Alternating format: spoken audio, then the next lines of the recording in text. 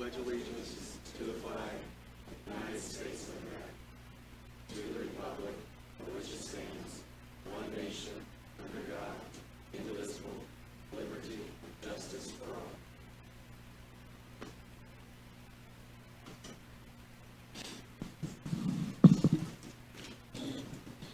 Mr. Otter, can I call on the roll, please? Mr. Thacker. Mr. Norris. Ms. Thies. Ms. Wager. Ms. Wilson. Here. Mr. Thompson. Here. Mr. Loudermilk. Here, thank you. Next, we have corrections to the journal of the preceding meetings. First up, August 26, 2021 special call meeting.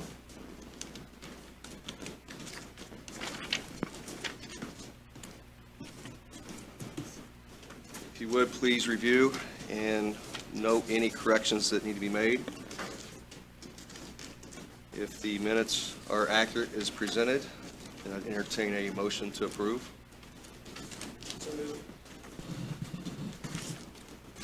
Motion to approve by Councilman Norris, Second. second by Councilwoman Thies.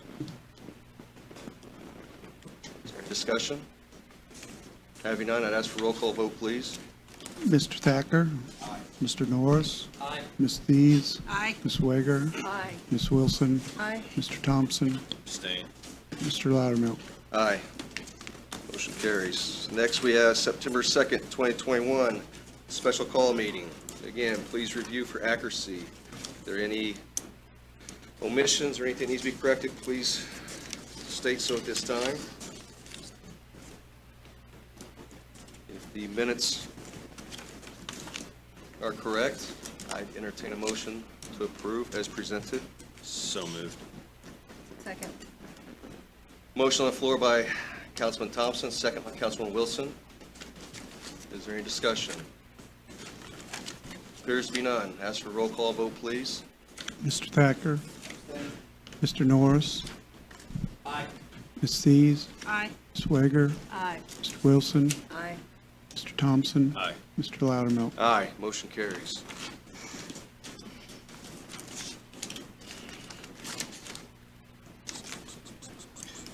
Next, we have the, I believe it should be the September 7th, 2021 Sunshine Meeting. The agenda says the 1st, but I believe should be the 7th. Is it the 7th? Okay. So it is the 7th Sunshine Meeting. And it is listed correctly on the minutes. Please review. If there are any corrections that need to be made, please state those at this time. If not, I would entertain a motion to approve as presented. So moved. Motion to approve by Councilman Thompson. Second. Second by Councilman Norris. Is there any discussion to be had? Appears to be none. Roll call vote, please. Mr. Thacker. Aye. Mr. Norris. Aye. Ms. Thies. Aye. Ms. Wager. Aye. Ms. Wilson. Abstain. Mr. Thompson. Aye. Mr. Loudermilk. Motion carries. And next, we have the meeting minutes from the September 14th, 2021 meeting. And so you please review those as well if you have not already done so. Please note any corrections that need to be made. And if everything is accurate as presented, I would entertain a motion to approve at this time.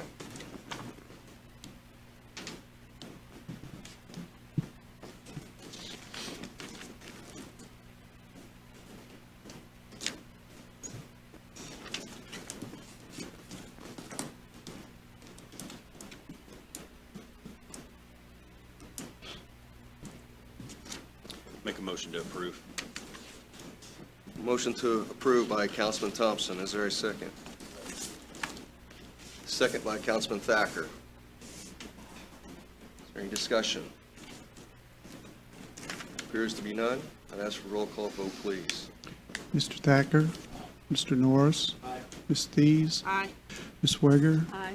Ms. Wilson. Aye. Mr. Thompson. Aye. Mr. Loudermilk. Aye. Motion carries. Thank you. Moving on, we'll open up this time for public comment. Those who would wish to address the public can address the council at this time. We ask that the comments be regarding items not on the agenda for tonight. So if there's anyone who'd like to speak at this time. Appears to be no one. Close public comment. Moving on, communications from elected officials, other officials, or agencies of the county. Does anyone like to speak at this time?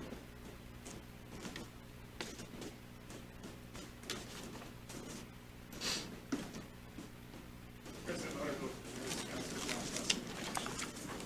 wanted to share a copy of the minutes. Thank you.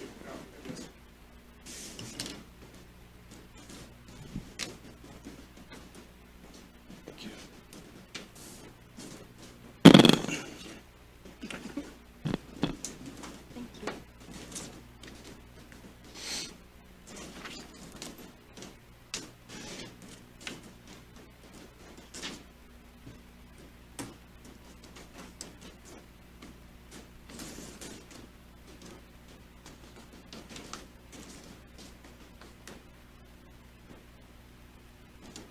This letter's from Chemical to the Attorney General, by section.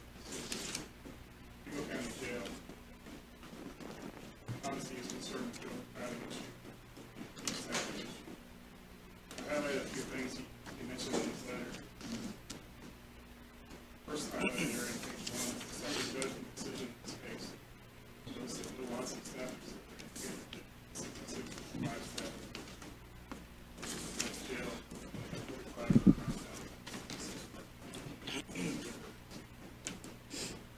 Second highlighted area is if he understands the current economic situation. Private counsel. That a remedy for the hired people to take wages of jail officers. Obviously, the jail, things worse than your staff. Judge Magnuson said should be added to the priority assessment. Thank you. Existing in the jail. Further, I highlighted that said the county has the ability to increase wages and needs to do so if that is what it takes to attract employees. At the end, he said the county has to commit now to hiring sufficient staff. If the staffing problem is not being properly addressed, he will ask the court to set this matter for a hearing to explore this issue further. And all of us are named in that lawsuit. I don't control wages. We do control the hiring, and we've had a continuous application on the county website because it's just tough to get jailers to do that. The current wage is around $17 an hour for our jail staff. The Department of Corrections makes $20 an hour. So you can see the disparities why some of them go there. I don't think this is the only way to do this, but I think it's a step in the right direction to try to get us some employees. I know you're considering the budget tonight. I know it's a tough decision for all of you. But I would just ask you to consider a $22 an hour raise for jail staff so we can try to get some jail staff hired. And answer any questions you may have at this point. Yes. Councilwoman Wager? How many jailers do you have today? 43. 43. We were in the 30s about a week or so ago. We hired some to get up to that point. It's been a continuous struggle to get them there. We've had some come and a day later they quit because they don't want to work there. And they can go to a lot of other jobs with a lot less stress. So I think the staff or the pay increase would be a helpful way to try to get some staff. And I don't have a crystal ball. I don't know if that's the answer. I just think it may help us getting some. I just wanted to share that to you because I just was made aware of it yesterday and I didn't want to email it to you since I know not everybody checks their email every day. So I wanted to give you a copy of the letter so you have it just for your reference too. Councilwoman Thies?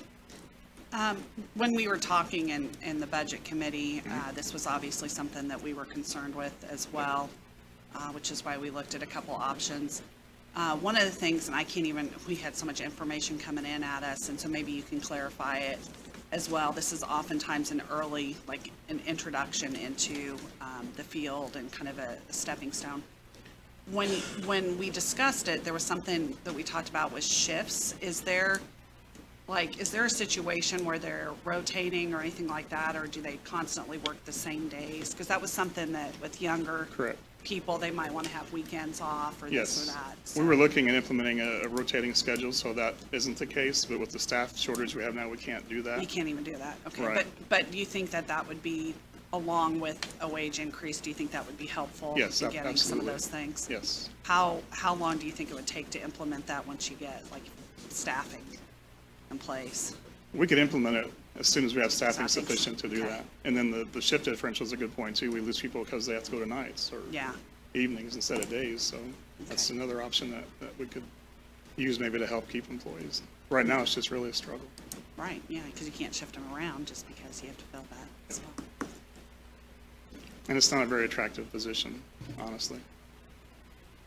And how many do you have to have before you can do the shift, rotating shift? What would you say? How many do you think we need to have, Charlie, to do that rotating schedule? Mid-50s, okay. So maybe 12 more, or And just so I sorry, DOC, is that the state, or are you talking the sorry, federal? it's the state, yes. Okay, and they're at $20 an hour After their probationary period, they're $20 an hour. after probationary. Do you know Yes. what they start on? I think it's 19.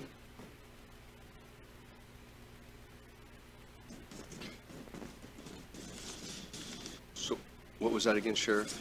I think the state's starting salary is 19, but after their probationary period of a year, it's up to 20 an hour. That's a year? Is that what you Yes, said? ma'am. Okay. And I'm not opposed to that either, if that would be better. So we have a couple issues, right? I mean, we have recruitment and retaining. Yep. So, and I've talked to several people at the Sheriff's Department. It seems like it's, I mean, not just for the jailers, but it's a problem also for the deputies, just like every other law enforcement agency. I think it's a problem in this sector to even get people interested in the job. So Absolutely. I know there's talk about, the Budget Committee talked about a couple different things, but I don't know what that number looks like, but I think that we are competing with a lot of different forces right now, especially when you go flip a hamburger for $15 an hour and you're asking these men and women to watch inmates for $17.50 an hour. It's quite a bit different. So I don't know what the remedy is in terms of what that number looks like, but I think we need to figure that out. I don't know if this is a very time-sensitive issue, because we have been in these discussions in the past when we receive information, and Judge Magnus Stinson has cited as saying things. You and I have both been in that courtroom before, and it's not Yes, a very sir. comfortable situation, is it? Not at all. So I think we need to put our heads together and figure out something here in short order. I mean, I think we need to show the judge that we're serious about doing something that's impactful, and, not to step on anything that has been suggested the last couple months, but quite frankly, I don't think that's going to be enough to get us to where we need to be. And that's not to say anything negative about what the Budget Committee has put together for the jail officers, but in light of this current information, I think there needs to be more. I remember before you were sheriff, we were kind of in a similar situation with the increase in jail staff. It was, 22 and a half, or Yes. something like, some odd number like that, and there was a lot of angst amongst the council at that time about whether or not we should do it, and I supported doing it, and I think it was the right thing to do, but we've yet to get to those numbers. It's just a difficult thing to accomplish for sure. We can certainly talk about what that may look like, but I think we need to, I assume, Sheriff, you're currently spending a fair amount of money in overtime to cover the shifts due to staff shortages. Unfortunately, a lot of mandated shifts for the staff shortages, yes. Right. So we're going to spend the money one way or another. So I think we need to figure out how best to get there and what that number looks like. And I don't know if you've been able to work the auditor's office yet to see what those increases might look like for your staffing currently to certain salary levels or not, but I think that's maybe one of the first steps we need to consider, and I think we certainly have funds available in the lit to cover any such expenses. President Loudermilk, can I ask a couple more questions? Sure. Have we heard anything yet? I know it's a separate issue, but I'm just thinking of monetary stuff too.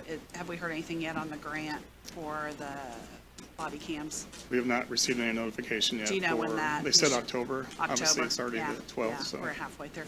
Yeah. And then the other question, and maybe this is one for the judges too, with the numbers, and I know you guys have talked about this before, is there any, like, are these people that aren't making bail, are they, is there any kind of leeway on how we're doing stuff in the courts, or?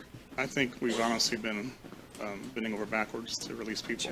Okay, I know in this letter, you have even mentioned that may not be remedied until the new jail's open. okay. And I know we know that's going to happen, next spring, so that'll be taken care of. Just the pay factor is something that I'm asking you to address. And I know in talking to the judges, I had worked with it too, I just wanted to ask. Yep. for the record I think they're doing as well. everything they possibly can to get Right. people out of there. Yeah. And I know it's been trying times too between the pandemic and mental health Absolutely. issues, and I absolutely get that too, so, okay. Councilman Thacker? And I know we talked about this in the Budget Committee, and I do agree with President Loudermilk that we need to do something additional. What I would ask everybody to consider is, since we did factor in the clothing allowance, a 5% increase, and a stipend, I think that's a good starting point. And if we approve this budget tonight, we would have those three things captured. Then we could come back to the auditors and try to find out what it is we need to do additional, and then set up an appropriation for that. But if we already have addressed a three-prong approach for retention, with the clothing allowance and with the stipend, and then a 5% increase, that gets you up to some of those numbers. I know it doesn't get you to the 22, because at the time, when the Budget Committee, we didn't know what the bogey was. Right. But we did know there was an issue. We knew about the pending lawsuit. And I hadn't seen my name on it yet, so I was kind of hoping they'd forgotten that part. They But, may not have. But Vicky made me aware that they would find out my name. Oh, yeah. So, but it's a serious issue, and I just think we have to do this incrementally, and I appreciate your keeping us in the loop with this letter. Even if it's not necessarily good news, we need to be informed. And so I would just hope that we would think about that when we look at the budget later on. Thank you. Yeah, I don't know if that adds up to $20 an hour. No. No, I don't It's think getting it there. does. It's getting I there. don't think it does, but if we look at it, and then we might even be able to incorporate the CARES Act with it being something to do in that capacity. But I think if we make an effort to do it, if we can incrementally, if we do make it partway, and we get that number up to maybe from 45 to 52, and then we get the shift working with it too, I think we could show the courts that we are making an effort. I think that's key.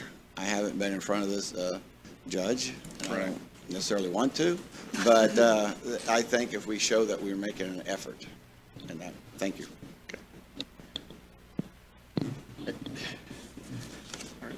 Thank you for your Sheriff consideration. Glass. Yes. What's the estimated time for completion of the jail at this time? Substantial completion date's March 22nd, March 22nd? which that means, I thought we're good to go. We have to start training staff, making sure all the processes and everything functions correctly. So probably April would be the first time we'd be able to move people down, I would say. Okay, and do you have an estimate on how many jailers it's going to take at the new facility? Right now, we're going to go off what we currently have. Okay. But Bill Wilson's going to look at that. He didn't want to look at it just based on the drawings. He wanted to kind of walk through the jail to make his determination. Charlie's reached out to him to do that soon, Okay. so we can have an answer for that part of the letter. Perfect. All right, that's all I have. Thank you. You're welcome. Anything else from council? Thank you, Sheriff. Thanks. Appreciate it.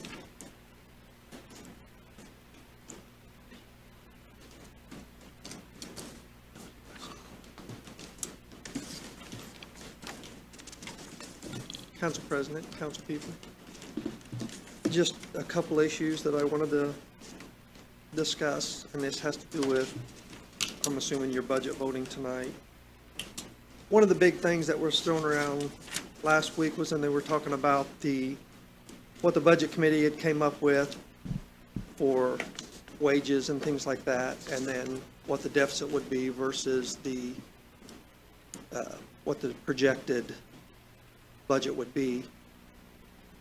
And just some quick numbers that I was looking at, because I think one of the numbers was thrown around would be at like a $5 million discrepancy between revenues versus payout.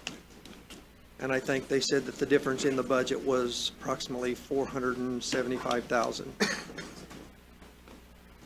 So if that's correct, looking at those numbers, then that would mean that we were obviously at roughly a $4.5 million deficit last year, probably approximately $4 million the year before that.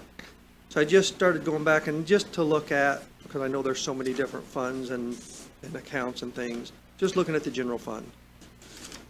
If we go all the way back to 2017, if you take the general fund's cash balance and what it did from 17 to 18, which we were operating at a deficit, it increased by 3.8 million. If you go from 2018 to 2019, again, we were working at roughly a $4 million deficit. It went up another 1.03 million. If you go from 19 to 20, it went up another 333,000. So there was a decrease in that number, but we still added to our cash balance, working with a budget deficit of approximately $5 million. Now, there's some projected numbers for an ending cash balance for 21, but I don't want to talk about that because it is projected. So I guess the main thing I just wanted to say was, I think one of the things you're voting on tonight is for whether it's going to be WIS or Baker Tilly or whatever. That's not on the agenda for tonight? Well, if you're going to fund doing obviously, I think everyone agrees there needs to be some type of either study or update to look at that. I think your budget committee worked hard to come up with the numbers they came up with. And I don't think that would really conflict with doing a study. I mean, it could just get you to a base point again, and then you work off of that through the study. And if the study finds that some of the departments are higher than the others, obviously you're not going to do a decrease, but through attrition, if you started off at a base rate, all the new people coming in, eventually it'll get to where it's supposed to be anyway. So I guess the main thing is I just want to make sure everybody realizes, and I know you do, I mean, you've all looked at these numbers, but it's not the big $5 million discrepancy that you should be looking at, because that's been there for years. And we've still increased our cash balance at the end of each year. So I don't think that's the issue. I think the issue is just where you want your starting point to be. And again, I do think your budget committee worked hard.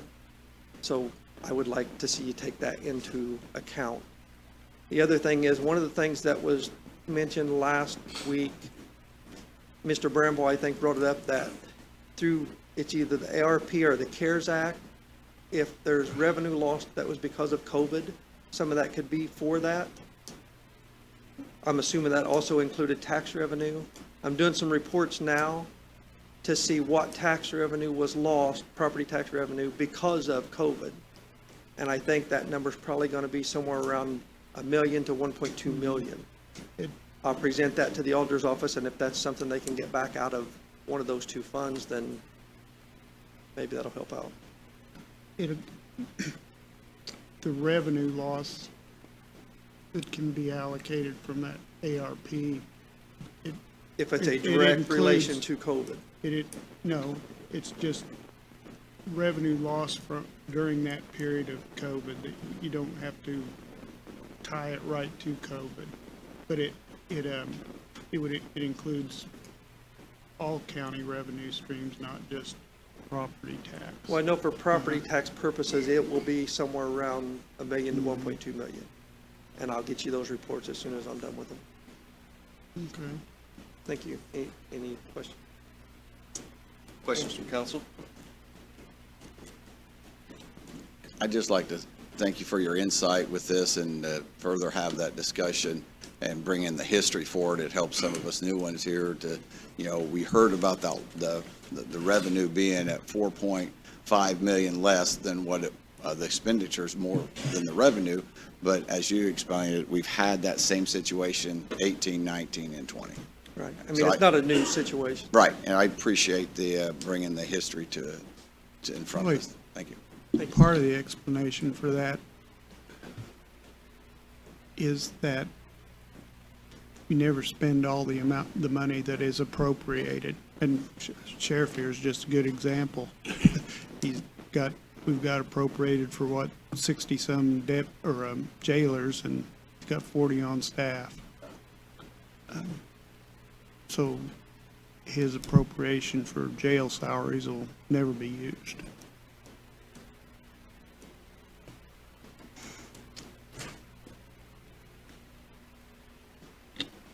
Is there any additional communications from elected officials?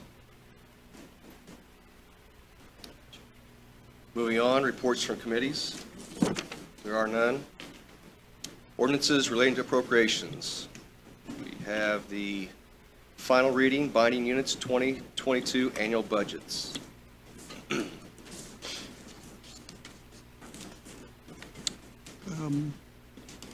Okay, I guess I'll read those. Be it ordained, resolved by Vigo County Council that expenses for the Vigo County Solid Waste District, Terre, Haute International Airport, Honey Creek Fire Protection District, Negocian Fire Protection District, Sugar Creek Fire Protection District, Preceding Fire Protection District, Lost Creek Fire Protection District, Riley Fire Protection District, and the Vigo County Capital Improvement Board of Managers for the year ending December 31st, 2022, for the sums herein specified are hereby appropriated and ordered set apart out of the several funds herein named, and for the purpose herein specified, subject to the laws governing the same. Such sums herein appropriated shall be held to include all expenditures authorized to be made during the year, unless otherwise expressly stipulated and provided for by law. In addition, for the purpose of raising revenue to meet the necessary expenses of the Vigo County Solid Waste District, Terre Haute International Airport, Honey Creek Fire Protection District, Negocian Fire Protection District, Sugar Creek Fire Protection District, Preceding Fire Protection District, Lost Creek Fire Protection District, Riley Fire Protection District, Vigo County Capital Improvement Board, property tax levies and property tax rates as herein specified are included herein. Budget Form 4B for all funds must be completed and submitted in the manner prescribed by the Department of Local Government Finance. These ordinances shall be in full force and effect, and after its passage and approval by the Vigo County Council.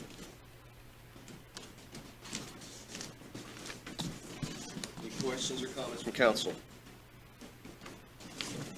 Have one, I understand that we met with all these except for Lost Creek Fire Protection, and we understand that they did a different methodology, so I personally don't have that insight to see how that they followed the same process. So to me, I know it says that we can review it as the board, but I understand they did it in a different methodology, so I just would want to make sure that we're following the local government if we recommend that Yeah, acceptance. I think what the problem is, they've submitted for a cumulative fire fund, but I think they skipped a couple of steps in the process.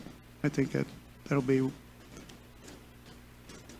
for them and Department of Local Government Finance to work out.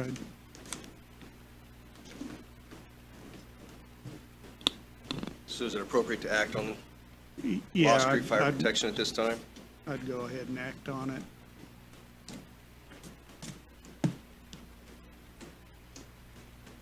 Yes, Calissa.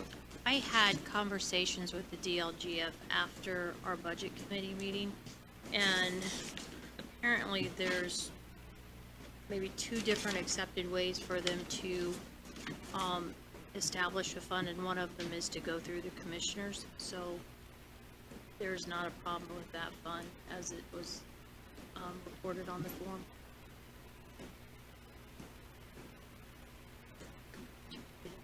Any questions from council? If it's gone through the commissioners, then do we need to act on it here? That's the only thing I'm asking is if it has You another need to act- methodology. Yeah, you need to act on their budget and their tax rates. As the commissioners establish the fund, you have to establish a levy. You have to approve a levy. and a budget. Do we have a correspondence from the commissioners as such? I have not seen it, but I know that, oh wait, you did send it to me. Well, not from the commissioners, I saw it from the board, the Lost Creek board. But I did talk with the DLGF and they said everything was fine, so. Okay.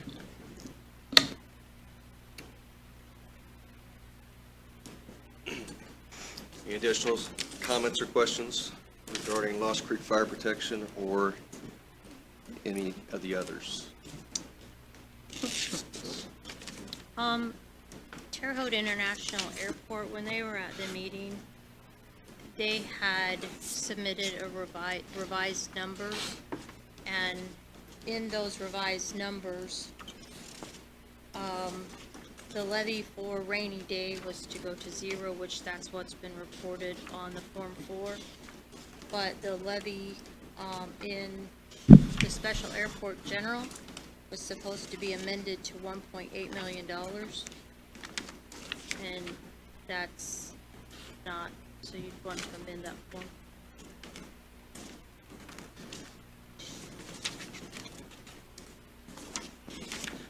So they wanted it amended to the lower rate? Yes, if you look at their, well, you don't have their Form 4Bs, but they copied a number incorrectly, and so it was forcing that levy to be higher than what it's even allowable. Does that change the adopted tax rate? Yes, it will change accordingly. I don't have the numbers they used to come up, I guess you'd have to take and divide it by assessed value of 1.977, but you can amend the levy to the 1.8 and the adopted tax rate accordingly. Not unless the auditor wants to correct that paper, which you're gonna need to do it so you can sign it.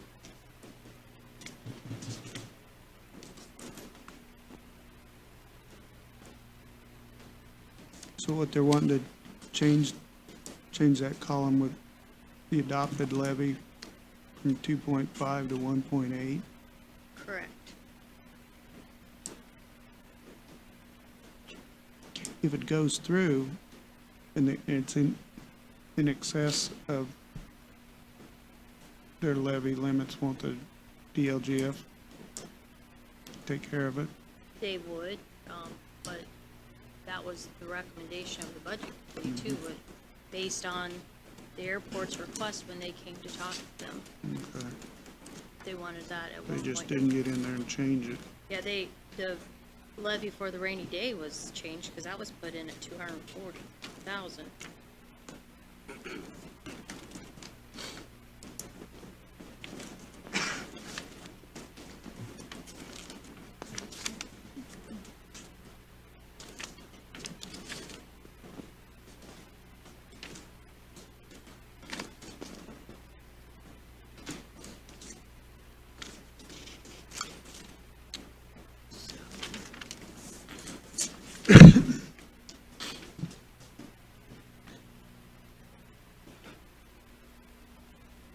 So we can vote to approve,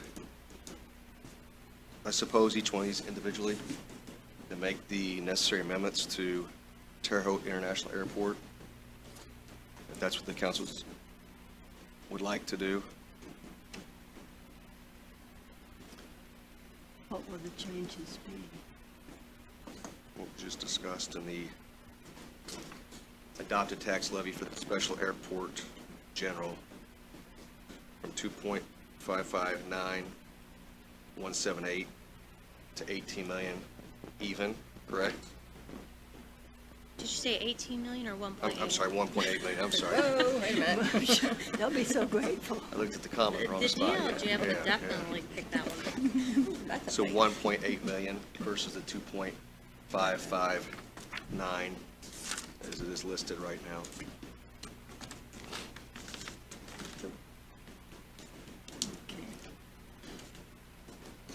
Any discussion about that? Question of clarification. So you're saying that we would make a motion on this incorporating that change? I Or- think probably just to make it cleaner, just vote on each one of them individually. Would you agree, Bob? Yeah, And include that change when we vote on that one? vote on that one. Sorry, okay. Any other questions or comments about that? And Lost Creek? Then we can discuss Lost Creek when we get to that. Okay. Thank you. So is everybody on the same page? Okay. So first up, Solid Waste Management District. I would entertain a motion to approve as presented. I move we approve the solid waste management district as presented. Second. So a motion on the floor by Councilman Thacker, second by Councilwoman Wilson. Is there discussion on solid waste management? If there is none, roll call vote, please. Mr. Thacker, Aye. Mr. Norris, Aye. Ms. Thies, Aye. Swager, Aye. Ms. Wilson, Aye. Mr. Thompson. Aye. Mr. Loudermilk. Aye, motion carries, thank you. Next, Terre Haute International Airport. As stated, the discrepancy was in the fund code 8101, Special Airport General. As listed right now is $2,559,178. And what we've heard at the meeting is it needs to be amended to 1.8 million even. And that was per the request of the Terre Haute International Airport. So we would have, in order to act on this, we'd have to make a motion to amend and then vote on the amended action. And the recommendation did come from the budget committee as amended. Yes, and I also have the email where they requested Yeah. the amendment.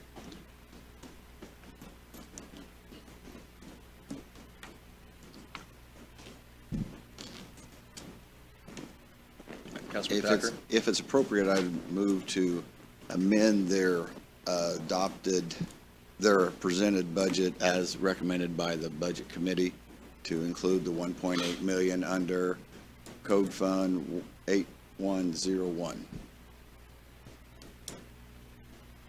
And that is for the adopted tax levy. Yes, yes. So a motion to amend by Councilman Thacker. Is there a second? Second. Second by Councilman Weger. Any questions? Roll call vote, please. Mr. Thacker, Aye.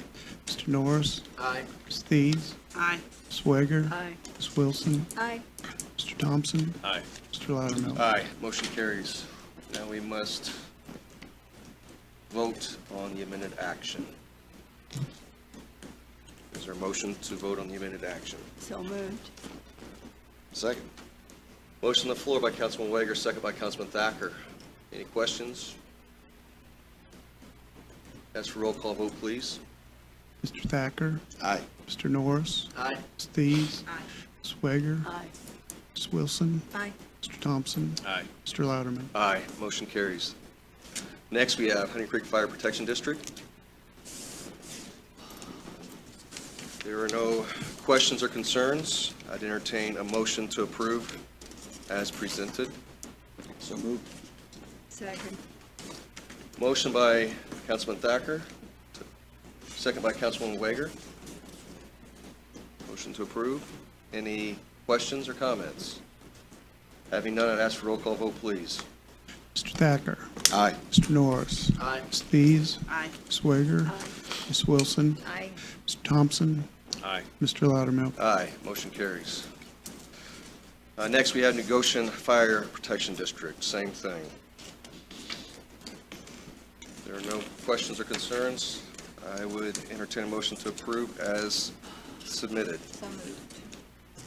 Motion to approve by Councilwoman Wilson, Second. second by Councilwoman Thies. Any questions? Roll call vote, please. Mr. Thacker, Aye. Mr. Norris, Aye. Ms. Thies, Aye. Ms. Swager, Aye. Ms. Wilson, Aye. Mr. Thompson, Aye. Mr. Loudermilk. Aye, motion carries. Next, you have before you Sugar Creek Township Fire Protection District. There are no questions. I would entertain a motion to approve as submitted. So moved. Second. Motion on the floor to approve by Councilman Norris, second by Councilwoman Wilson. Any questions? Appears to be none. Roll call vote, please. Mr. Thacker, Aye. Mr. Norris, Aye. Ms. Thies, Aye. Ms. Swager, Ms. Wilson, Aye. Mr. Thompson, Aye. Mr. Loudermilk. Aye, motion carries. Next, Prairieton Fire Protection District. Again, if there are no corrections or concerns, I'd entertain a motion to approve as submitted. Motion on the floor by Councilwoman Wilson, Second. second by Councilwoman Thies. Any questions? Roll call vote, please. Mr. Thacker, Aye. Mr. Norris, Aye. Ms. Thies, Aye. Ms. Swager, Aye. Ms. Wilson, Aye. Mr. Thompson, Aye. Mr. Loudermilk. Aye, motion carries. We now have Lost Creek Fire Protection District. We have previously discussed. Are there any other questions, concerns, or comments regarding Lost Creek Fire Protection District?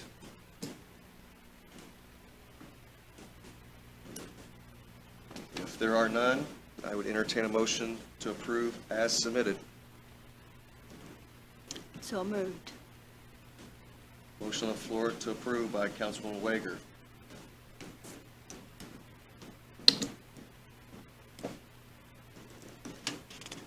Is there a second? I will second it. Second by Councilwoman Thies. Any comments or questions before we have a vote? Yes. Sure.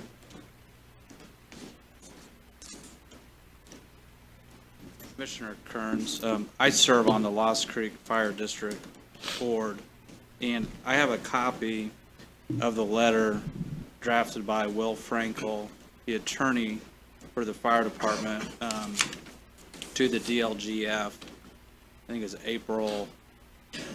Close, I sent it to you also. I don't know if you got it by text. Because I was trying to find the one that we actually approved and signed. I cannot find it on our document center. But the process for this was, as guided by Mr. Frankel, we could do what Calissa said, the commissioners could approve it to be heard, and then there was a hearing process. They advertised it, the tax rate in the Tribune Star. They had one, maybe two public hearings that nobody attended before the fire district did pass it. So I just wanted to give you that information. I wish I would have had this ahead of time. I know Mr. Frankel did contact you. I spoke with Mr. Frankel, and I also, Tamara Caton. I spoke with Tamara, and I corresponded with the LGFB. Okay. Yeah, and if you don't move it forward, they just won't be able to buy their fire truck, which is much needed. But the whole purpose of this fund was to buy and replace an aging truck with a new one for the fire district. So according to their attorney, they followed everything. If it doesn't move forward, then it'll probably just set us back another year. So I could answer any questions, but that's about the information that I have. And if any of you would like to see the letter, I can bring it up to you, but it's on my phone. Councilman Thacker? Yeah, why not the normal standard procedure, all the other fire districts? I'm new at this, and so that's why Yeah. I'm asking the questions is, everybody else did it one methodology. I understand now that there is another path, maybe the less traveled. I think that's just what they did, was just enjoyed a different path. I don't think there was any reason. It's For- my understanding that the option has been there and it's in state statute.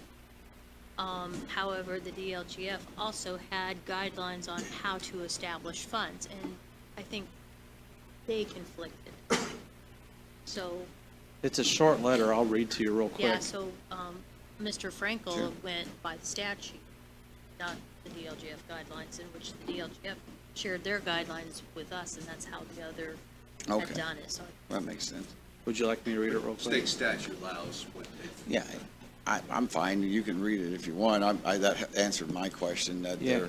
why the path was It taken. says pursuant to Indiana Code 36-814-2D, please consider the correspondence as the Vigo County Commissioners' approval of Lost Creek Fire Protection District's request to establish a cumulative bridge fund, and that was to the DLGF. There's an opening paragraph to that also, which I can also read, but that's the section that Calista just talked about. Yeah, Thank you. thank you. Any other questions or comments from council? So we have a motion on the floor and a second. And ask for roll call vote, please. Mr. Thacker, Aye. Mr. Norris. Aye. Ms. Thies, Aye. Ms. Swiger. Ms. Wilson. Aye. Mr. Thompson. Aye. Mr. Loudermilk. Aye, motion carries. We now have Riley Fire Protection District. There are no questions or concerns. I would entertain a motion to approve as submitted. So moved. Motion on the floor by Councilwoman Wager, second by Councilman Thacker. Any questions? There are none. Roll call vote, please. Mr. Thacker. Aye. Mr. Norris. Ms. Thies. Aye. Ms. Swiger. Aye. Ms. Wilson. Aye. Mr. Thompson. Aye. Mr. Loudermilk. Aye, motion carries. Thank you. Mr. Bramble had also read the information for the Capital Improvement Board. Is that correct? Yeah. Yes. So we have also before us the final reading, Capital Improvement Board 2022 Annual Budget.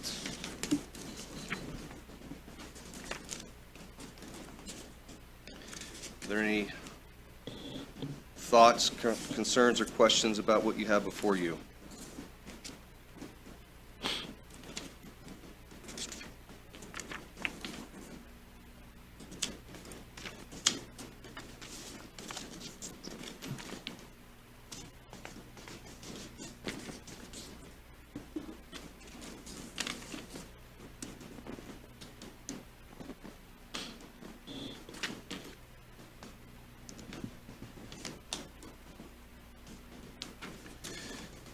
If there's no questions or concerns, I'd entertain a motion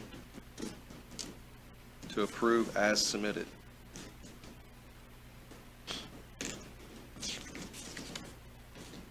So moved. Second. Motion on the floor from Councilman Thacker, second by Councilman Wager. Any questions or comments? Appears to be none. I'd ask for a roll call vote, please. Mr. Thacker. Aye. Mr. Norris. Ms. Thies. Aye. Ms. Swiger. Aye. Ms. Wilson. Aye. Mr. Thompson. Aye. Mr. Loudermilk. Aye. Motion carries. Thank you. Moving on, we have final reading of the 2022 annual budget of the Vigo County. You have some information in this packet that we were just reviewing for the binding units and CIB. We have some other information that was placed here prior to the meeting. And obviously, a lot of other documents from past weeks. I'd open this time for discussion and thoughts, questions, concerns, whatever you may have. Sure. Go ahead, and we'll move. Be it ordained by the Vigo County Council that for the expenses of Vigo County for the year ended December 31st, 2022, sums herein specified are hereby appropriated and ordered set apart out of the several funds herein named and for the purposes herein specified, subject to the laws governing the same. Such sums herein appropriated shall be held to include all expenditures authorized to be made during the year unless otherwise expressly stipulated and provided for by law. In addition, for purposes of raising revenue to meet necessary expenses of Vigo County, the property tax levies and property tax rates as herein specified are included herein. Budget Form 4B for all funds must be completed and submitted in the manner prescribed by the Department of Local Government Finance. This ordinance resolution shall be in full force and effect from and after its passage and approval by the Vigo County Council. Thank you. Council President? Councilman Thacker. Yeah, I'd like this time to make a motion to recommend, to accept the recommendation from the Budget Committee. Second. Motion on the floor by Councilman Thacker, second by Councilwoman Wager.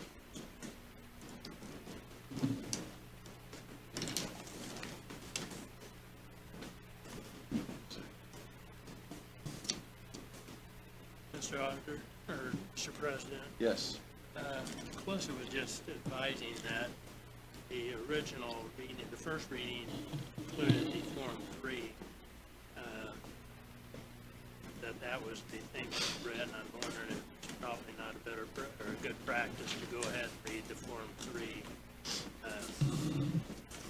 as well.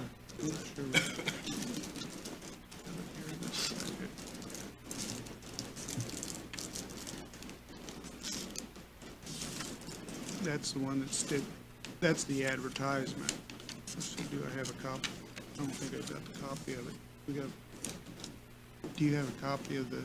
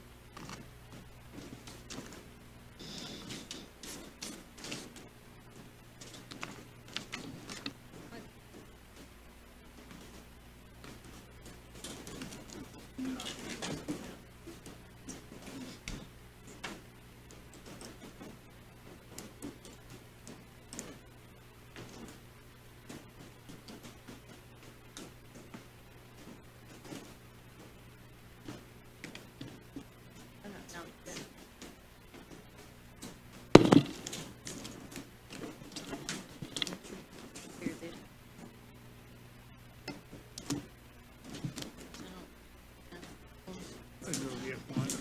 I can get it out of my office. I don't have Yeah. I'll grab all the copies. I've got every other. Because I think the only time I got it was.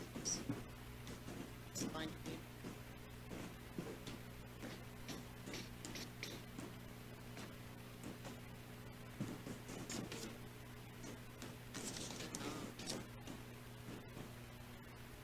That's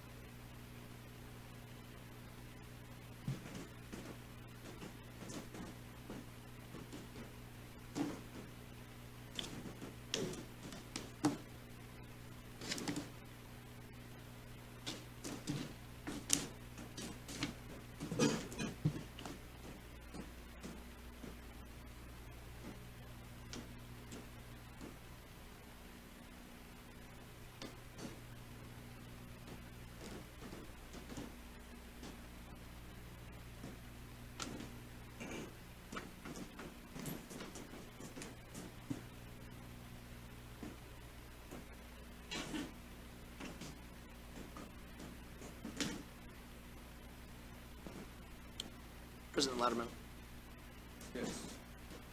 With the Councilman discussion, Morris. with the discussion that we had earlier with Sheriff Blassie and the budget that's before us, does this cover that to that? I know, Todd, you had said earlier that it doesn't cover to what Sheriff Blassie had asked. I haven't.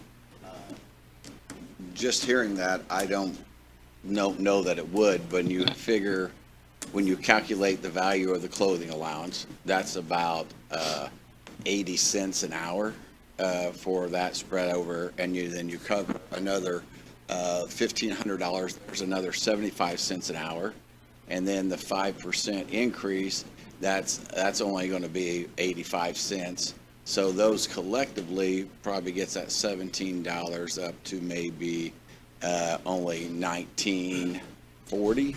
I'm just there again. I'm just doing that on the fly.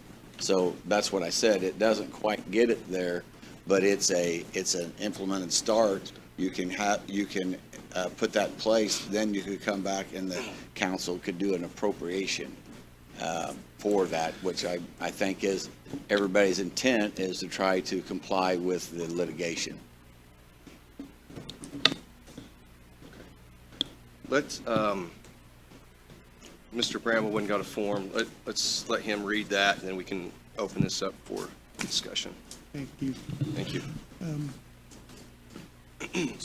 Notice to taxpayers. Complete details of budget estimates by fund and/or department may be seen by visiting the office of this unit of government at the Vigo County Auditor's Office. Notice is hereby given to taxpayers of Vigo County, Indiana, that the proper officers of Vigo County will conduct a public hearing on the year 2022 budget. Following this meeting, any 10 or more taxpayers may object to a budget, tax rate, or tax levy by filing an objection petition with the proper officers of Vigo County not more than 7 days after the hearing. The objection petition must identify the provisions of the budget, tax rate, or tax levy to which taxpayers object. If a petition is filed, Vigo County shall adopt with the budget a finding concerning the objections in the petitions and testimony presented. Following the aforementioned hearing, the proper officers of Vigo County will meet to adopt the following budget. The public hearing date was Tuesday, August 10th, 2021, and the adoption meeting date is Tuesday, October 12th, 2021, 5 p.m. in this room. Thank you, Mr. Auditor.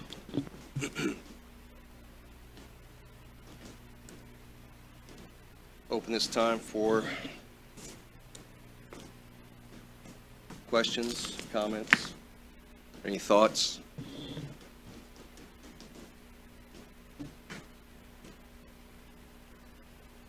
Since I made the motion, if it's appropriate, I'd give thoughts on why I made the motion the way I did. Sure, certainly. Okay, so new to the process, we attended, I believe it was 10 budget meetings with the budget committee, and we had 5 of the 7 commissioners, or I'm sorry, councilmen did attend over the period of those 10 meetings. We worked through the process with the assistance of Calissa and the auditing office. I learned a great deal on it, and what I understand is even the adoption of the budget tonight, if we adopt it as I made the motion of the recommendation of the budget committee, we still have some latitude before December that we can address all of the salaries. And that's what I understand. We can't go over the 5%, which we have here in the auditors committee. The audit department did give us the 5%. And if you break that down and you look at it, coming in at, I believe, the assessor said it, we're $485,000, 0.68 more than last year's budget at the $71,280,744. If we did drop the salaries to 4%, which has been some of the conversation, that would be $334,356 by my calculations. And that would not allow you to stay within the budget and giving everybody the $1,000 that was being discussed at the Sunshine meeting. And so that's why I wanted to go ahead and say if we can adopt this budget now, which we did address the issues that were brought to us from the prosecutor's office, the auditor's office, and the sheriff's department about funding there. We did the clothing allowance and we did the stipends, as I talked earlier with Councilman Norris. I don't think it quite gets us all the way there, but I think at least we can come back before December and we can see where we're at on that. I mean, I think everybody knows here the urgency of the litigation, and I think this is a move in the right direction. So, you know, I think maybe we could have done some things differently and maybe learn more and maybe had some better ideas collectively, but it is the process that we ended up with, and I think we're at a juncture where we should act on a budget and get it approved. Thank you for your time. Thank you.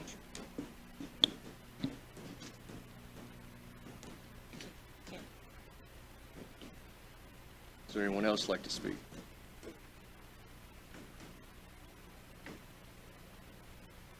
One point that Mr. Vigo was specific to, we did make every effort to try to get the dispatch Karen, I just love you. You're so patient. And boy, did that Calissa in the auditor's office, I want to tell you how hard they worked. This has been a booger to put this rascal together.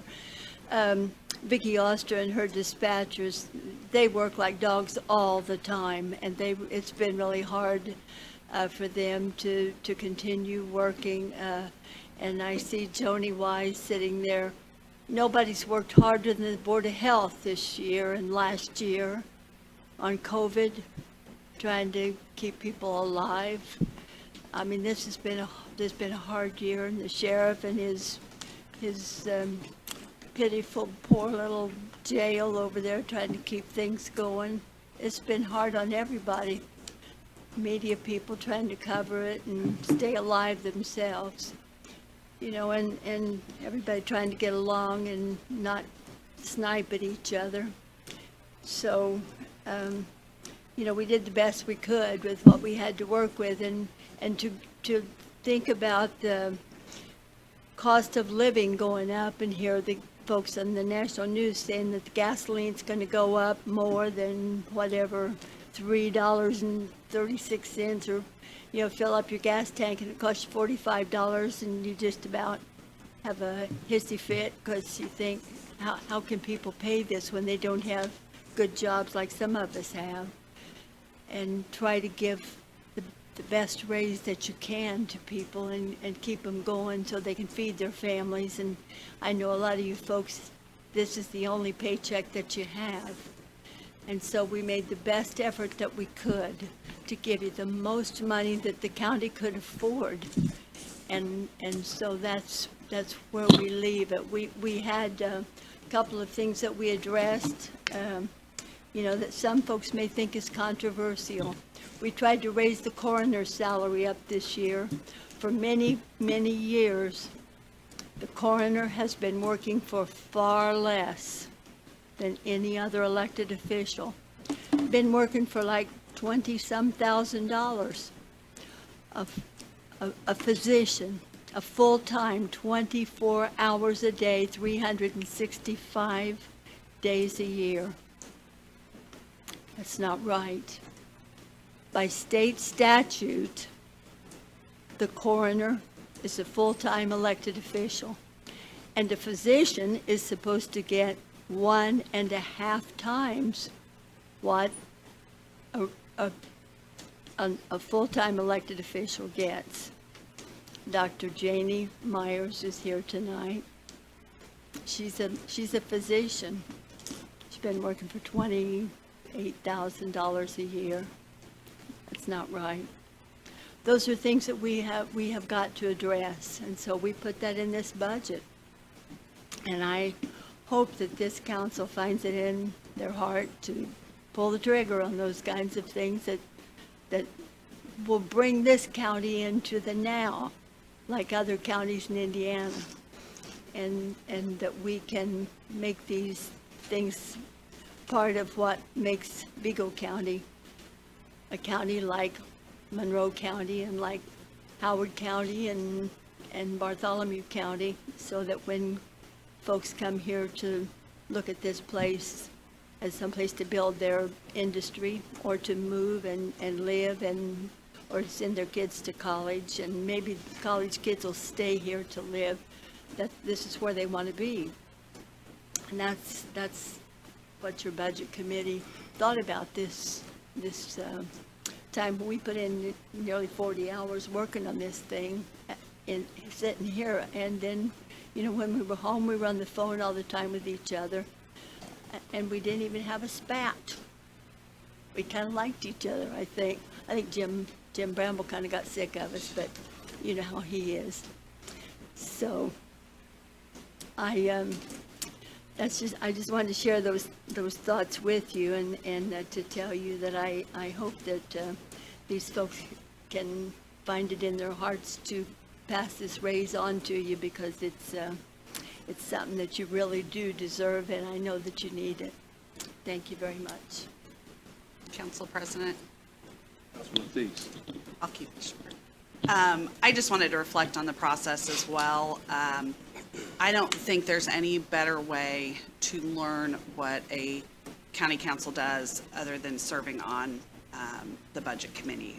We got to hear from nearly all the budgets, got to meet a lot of the people that I wouldn't have, other than maybe, scheduling times. It was a great time to do it. I had met a lot of people prior, but it was a good way to make introductions, learn about all the departments. I really walked away very proud of the work that a lot of our county does. I learned about some of the needs that had not been met multiple times, so I feel good about some of the things we did. Some of the things that we couldn't do, it was a little bit tougher.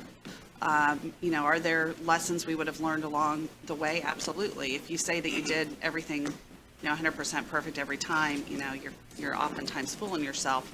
But I am proud of what we did. I think we really tried to address the needs. We know that a study's coming, but really in looking at things, we really wanted to do what was right by the workers and by the people of Vigo County, and looking at the process. And I know that there's some questions for it too, but I just want to say that it was truly an honor to serve on the committee, and definitely working alongside my committee members and all the people that were part of the process. They put a lot of hours in, and the last couple of meetings even accommodated me with my after-school schedule, and I truly appreciated that. Probably so did my students. So thank you for everything. And my hope is that if there are questions, that we address them. And even though it's a committee, I'd like to think we all work together to do what's right for everyone. Thank you. Thank you.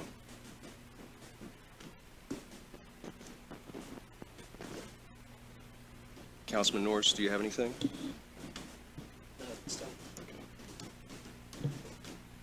Councilman Wilson. Councilman Thompson.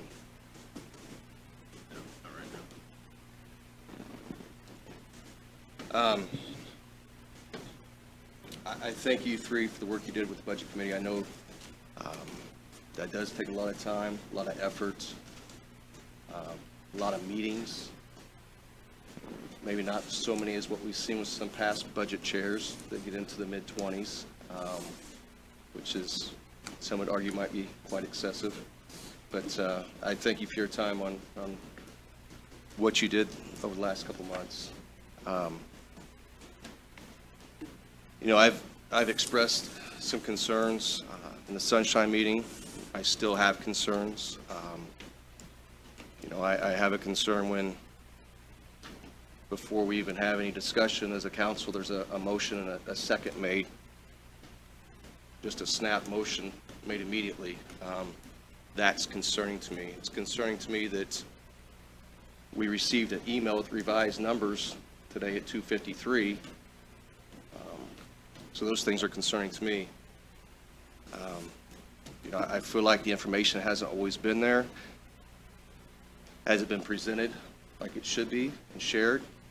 I'm looking at a document that was given to us last week that talks about highlights and outlines some things. And while some of the things I agree with, there's other things I don't agree with. I made it clear I don't support the sliding scale for elected officials. Quite frankly, looking at this highlight sheet, I take issue with a added position by the auditor's office, having not seen any budget information from the auditor's office. I didn't receive any budget information from the auditor's office. So for me, that's a problem. When you're asking for additional employees, and I've yet to see any budget information from that office, it's a real head scratcher for me. I think I made my feelings pretty clear about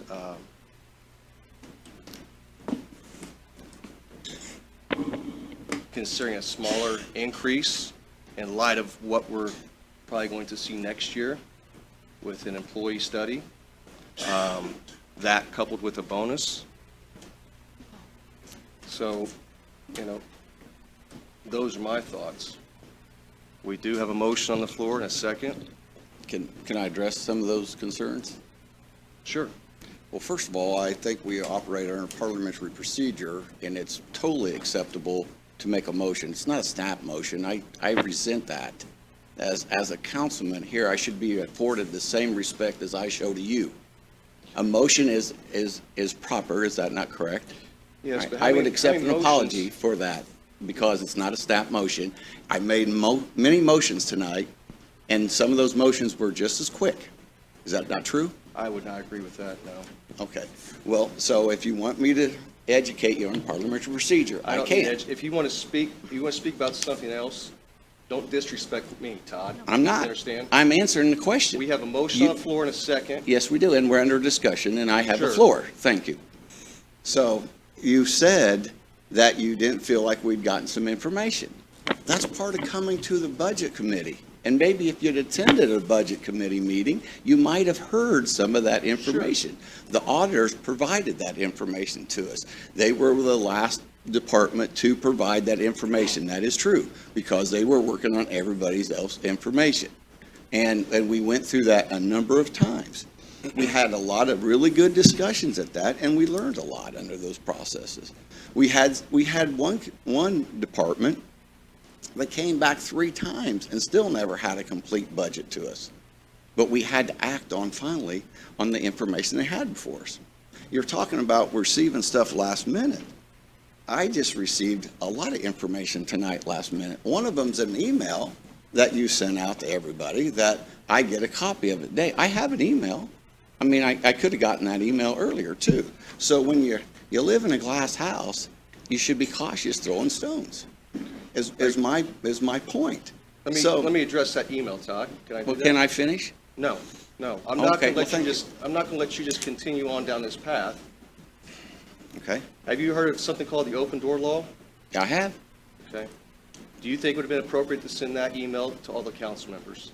I don't know, because I didn't get the email. I don't You have know. it Was the before you now. Do you open, think did the that would- open door policy, when you had the department head, did that apply too, where some of the council people got invited and some of the council didn't? There was 3, yes. And so, I mean, how did that come to be, who got invited and who didn't get invited? Does that fall I under that asked- open door policy that I didn't? No, it's not. No, it's Okay. not. How did that come about then, if you're, They were asked. so the rest of us don't count? Then it was about the budget, is that right? The open door policy was about budget and compensation study? Open door policy applies to everything. I know, but I'm saying that meeting that you had, impromptu meeting, that some people got invited to and some people didn't. It was regarding employee classification and compensation and discussing the concerns, what the employees, the office holders, and management would like in a vendor. Okay. And so that doesn't have to do with the budget? Right now, does it? I would say no. Okay. Not right, Okay. not what we have before us. So, I mean, I think that answers the question about just like you said, the auditors, you chastise the auditors for not submitting a timely budget. I've yet to see it. We don't have an auditor's budget in our book. They did not present. It's book- not, it's they- in, they it's in the did- total budget as presented, though. They did not present a document, Form B, 1B, that was signed by the department head, like every other department is required to do. They never submitted one of those. They put the numbers in at the end, but they've never submitted the actual budget, like every other department did. That's the only one missing from this book, the auditors.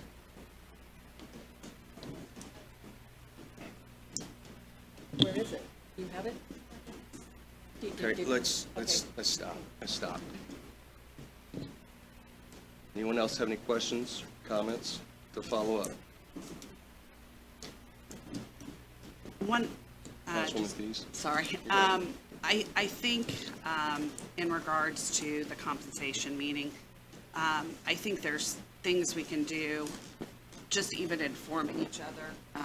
Obviously, I wouldn't have been able to come to the meeting anyways. I've already missed so much time. But in working together, I like, that we can have communication, that we can do that. As far as open door policy, I thought it was more about like actually being present and maybe, being new, and I need to look at it a little bit more. But I feel like we can have communication about what's being worked on, and I would like that. I support that you meet with people. I don't have any problem with that. But hearing about it just in different ways, and then, seeing the email that it went out, it's concerning to me. And I really, and I kind of talked to you about that, I really just want us to work together to do what's right. And it's a learning process. So. Anyone else?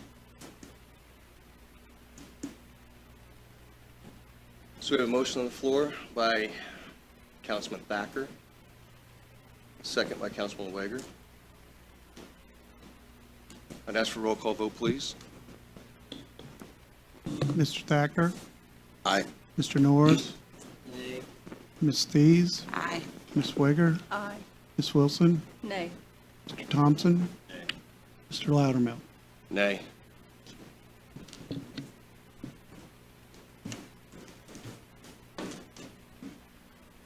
There you are.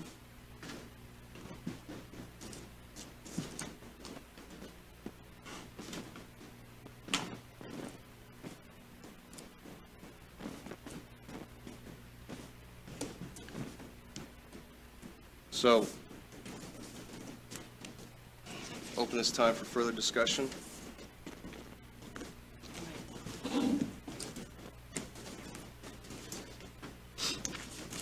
May I address something, please? Yes, Councilwoman Thies.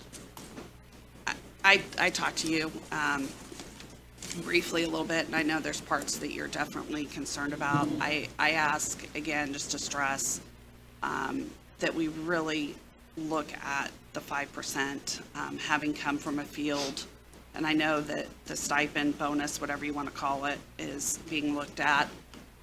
Having come from a field and background that's had that done, and looking at how that impacts you down the road after, it's great to have money in hand 1 year, but how that impacts you down the road, it can add up pretty quickly. And in a matter of years, you're behind. And then for employee retirement, for all those different things, it just concerns me. And if I know we're looking at a personnel study, I have to believe we're probably going to even have to make up a little bit more when that comes through. But I ask that that's something that we really strongly look at and consider and do what's right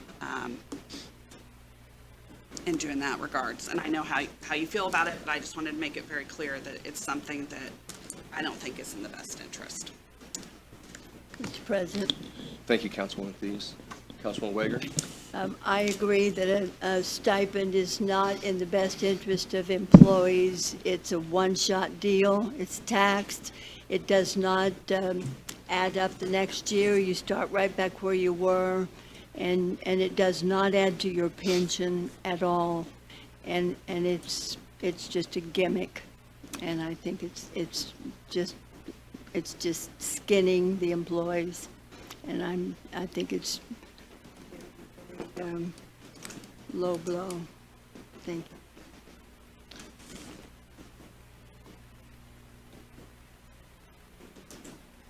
So I'm kind of confused about the stipends then, I guess. Because we talk about them being a gimmick and a low blow, but yet we're offering them with this budget the way it's being presented. In addition to the raise. In addition to a raise, that's right. And I think it was, it's looking at those areas that needed extra support. A lot of, if you look at, and I will say even in the teaching profession, healthcare profession, other places, you're seeing like, kind of the idea came about from how they're signing bonuses and different opportunities. At the same time, we did not want people to sign on and then walk away from a bonus. But I think to use that in place of a percent is not something that, I feel like if you're going to do that across the board, we should just go with the 5%. If there's, need addressed, of course, I want to hear those too, but that was one of my biggest concerns and one of the things I felt strongly about.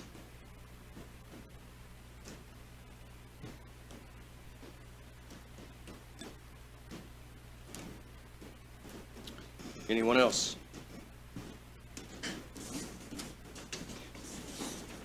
Mr. President, the one time that you and I were, that I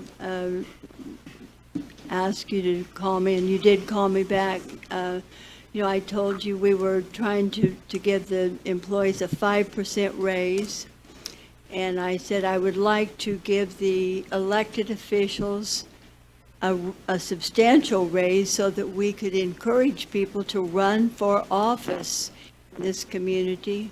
So we didn't just have folks trading offices every time there was an election.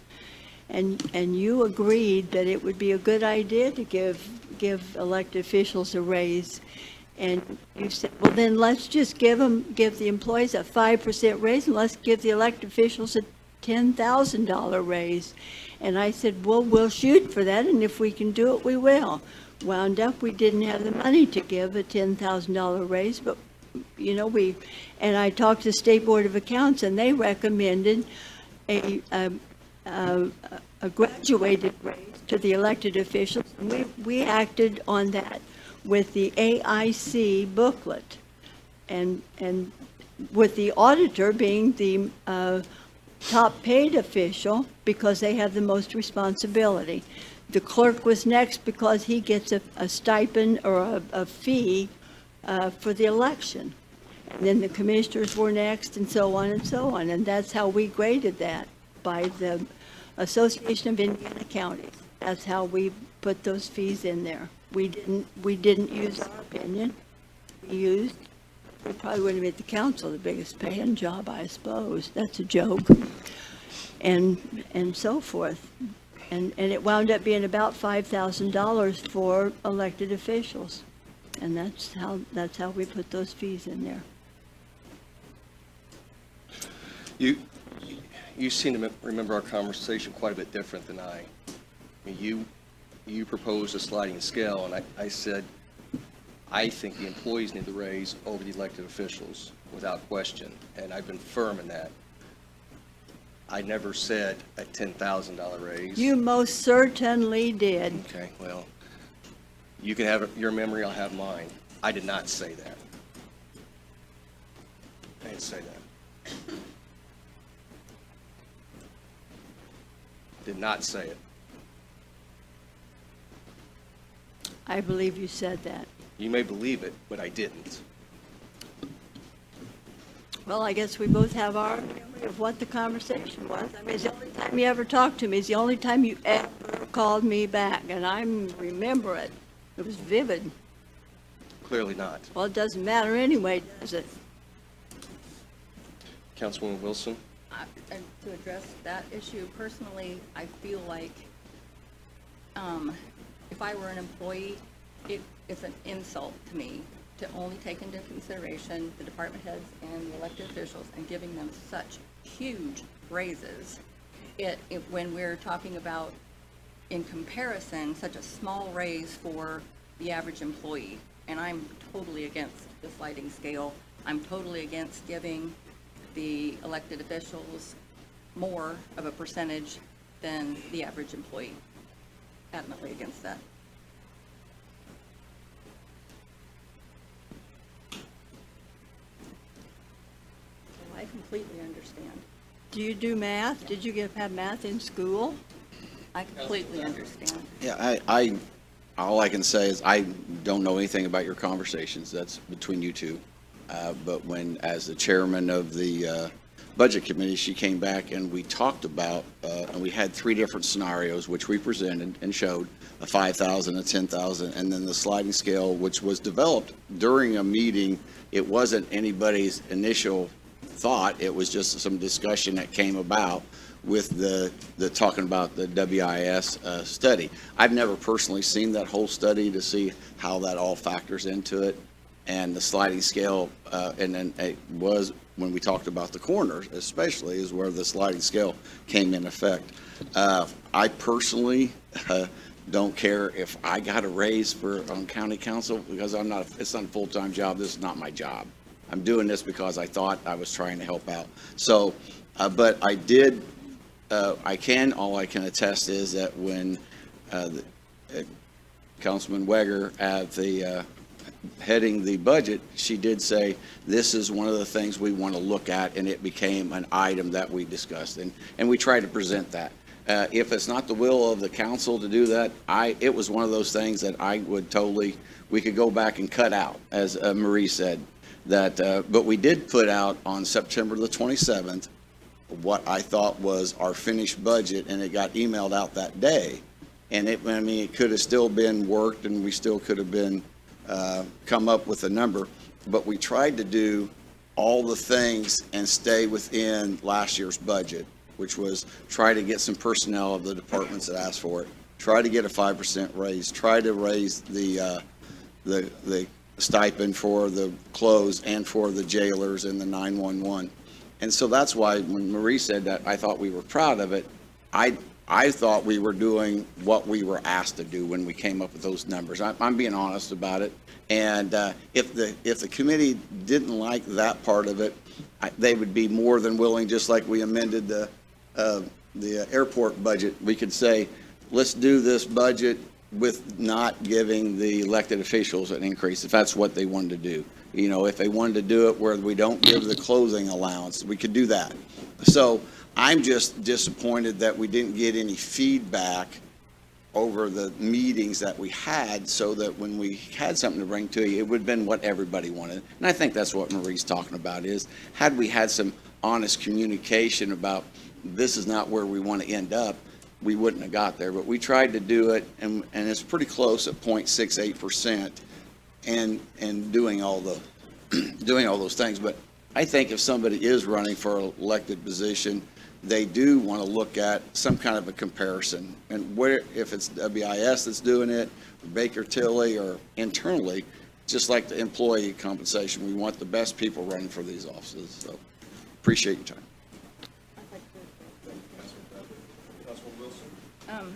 As far as the budget, I know that we completed the budget on X day, and I recall distinctly asking if we were going to receive that budget in ample time for us to look over it and have some intelligent questions that we were able to ask at the Sunshine meeting.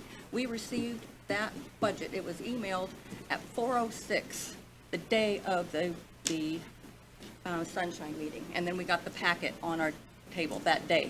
Well, like I said, So we've had 1 week to look it over. We had it all bundled together on September 27th as the Budget Committee. I'm just saying, as the Budget Committee, Councilman Wilson, and I think you were there, that we said this is the final number that we want to have and like there again, first time through this process, when we were on about meeting 7, I said, are we close?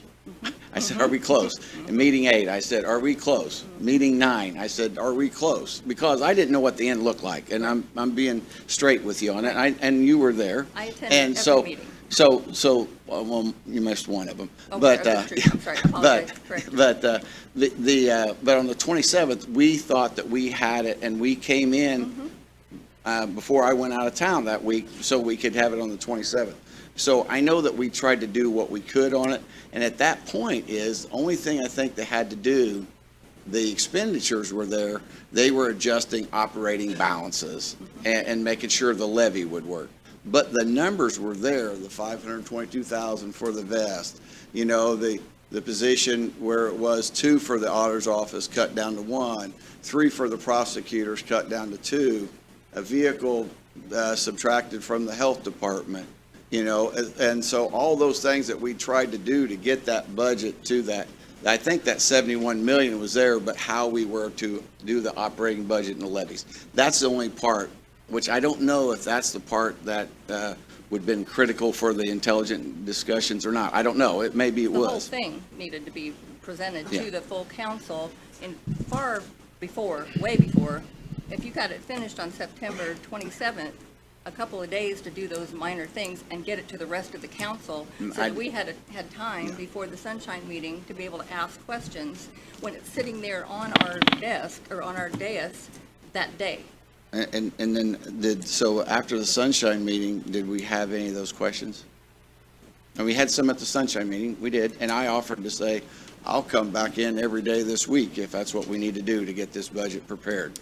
I mean, I offered myself up, if everybody remembers, I think it's in the minutes.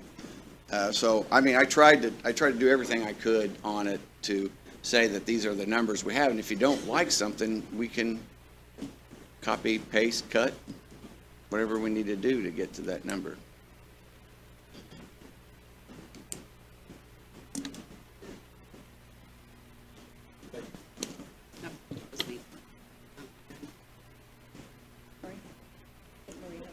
Councilwoman Thies? It was me, Okay. sorry. I was like, crap. And that's kind of where I'm at, and, you know, I addressed my concern prior to the meeting too, because I know, I mean, there's never going to be a budget that everyone, I mean, I'd be shocked. I'm new to this, but has there ever been a budget everyone absolutely agrees on? I'm thinking the answer is no. But what I do ask is if there's something specific, please address it, and then we can kind of go beyond that, because I feel like if you have concerns about certain parts, that's fine, but there were a couple times I had reached out too, I didn't hear anything, you know, just through messages, hey, if anyone has any questions, things like that, you know, just let us know, and that's what I think is important. We have to have that dialogue, and whether, if you can't be here, that's fine, I get that. It's, you know, available to watch and all those different things. So if there's something that we need to address specifically, then let's address it. But I think there's parts of it that are good, that are solid, and again, that I'm proud of. And if there's something specifically that you're not comfortable with, again, for myself, you know, I get it. I don't necessarily need a raise. That was an issue, but I've also talked to people who run for certain positions, because it is a pay cut for them to leave a other position. But if that's something, in considering the budget, considering that we're doing some other things, you know, I get that. But there are some needs that still have to be met, and if that's at the bottom of your guys' priority, you know, I get that, but I think it's something we're eventually going to have to deal with. So please just let us know, like, what specifically. Thank you. Councilman Norris? If I could ask the budget committee, looking through just the account summaries, I see the increases, you know, the personal services and stuff like that. Maybe it would be easier and quicker if you guys could just give a general idea as far as, you know, general funds, $848,765 more for the 2022 budget versus 2021's budget. If you guys could maybe just enlighten everyone about that, and that may be asking too much, but just as I was going through looking at it, it obviously changes, so. And then also is the stipends and things in those figures, you know, because it does change from the 3%, 4%, 5%. Are stipends included in all of these? Or were stipends changed when those figures were produced? Because it looks like to me if we did a one-time stipend in 2021, that's obviously the 670, 175. My suggestion is 2 more in 2022, which would be another 1.34 million. You guys, the budget that you figured was only 0.68% over. If you take the 333,000 that Jim or that Kevin said that we were over in 19 and 20, that gives us roughly, really only overusing those figures by $152,086, if that makes any sense, what I'm saying. So, but I just, looking at those larger numbers and stuff, if you guys could maybe enlighten us on what all those things were, if it wouldn't take a lot of time. Can I address the council? Yes, go ahead. Okay. I'm sorry. Go ahead. Some of those were things I'm just trying to think off the top of my head because, I mean, we went through everything line by line. It's quite a process if you've not had it. But some of the things I think about were, like, I remember, and the committee can laugh about it, but anytime a vehicle came up, I was very concerned about it. And, but some of those vehicles had some serious needs.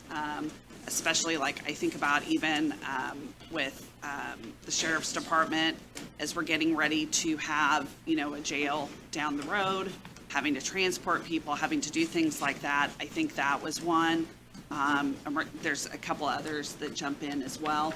So, I mean, there's some expenses that we heard department heads a couple times say, well, it's been turned down, it's been turned down, it's been turned down, to the point where sometimes we had to deal with it. And so that's, you know, I can't tell you specifically. I can tell you that we dealt with quite a bit that we felt like we needed to cut and just wait till the following year. So as far as I think some years you're going to have more than others. And I think we just tried to address some of those needs. I don't know if Councilman Wager or Thacker can think of anything specific, but those are kind of a couple that jump out to me.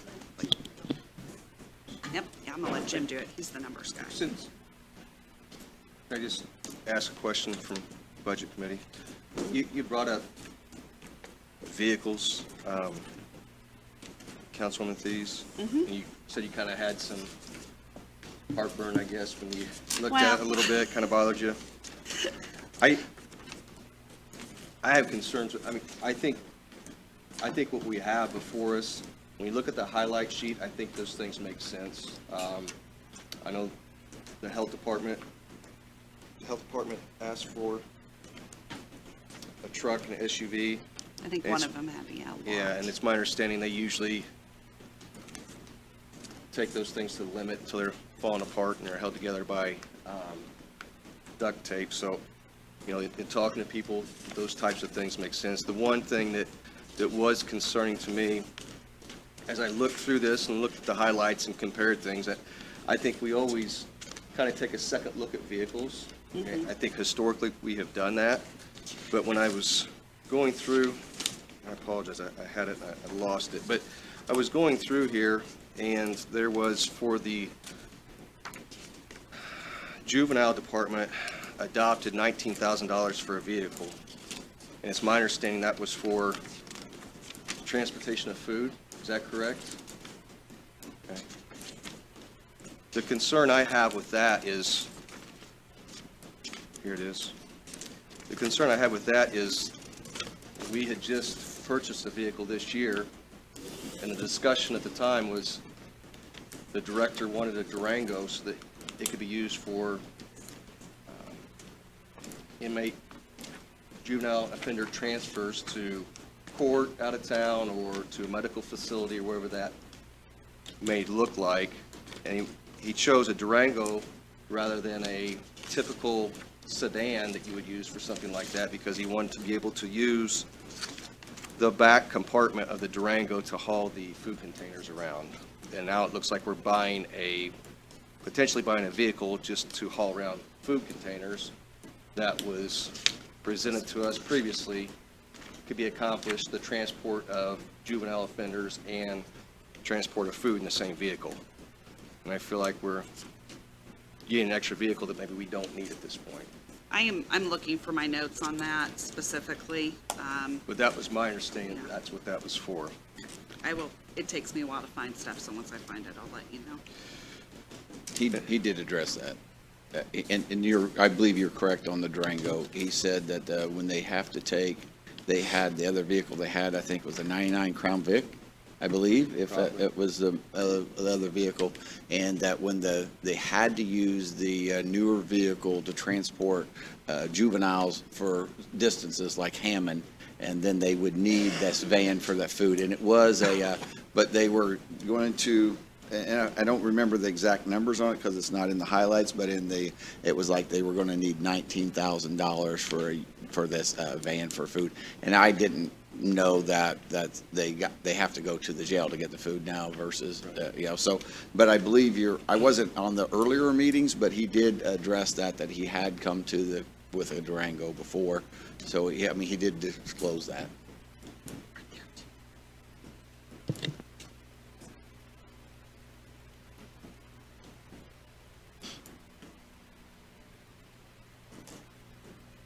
And that was just something that I wanted to point out, as Councilwoman Thies had mentioned, vehicles.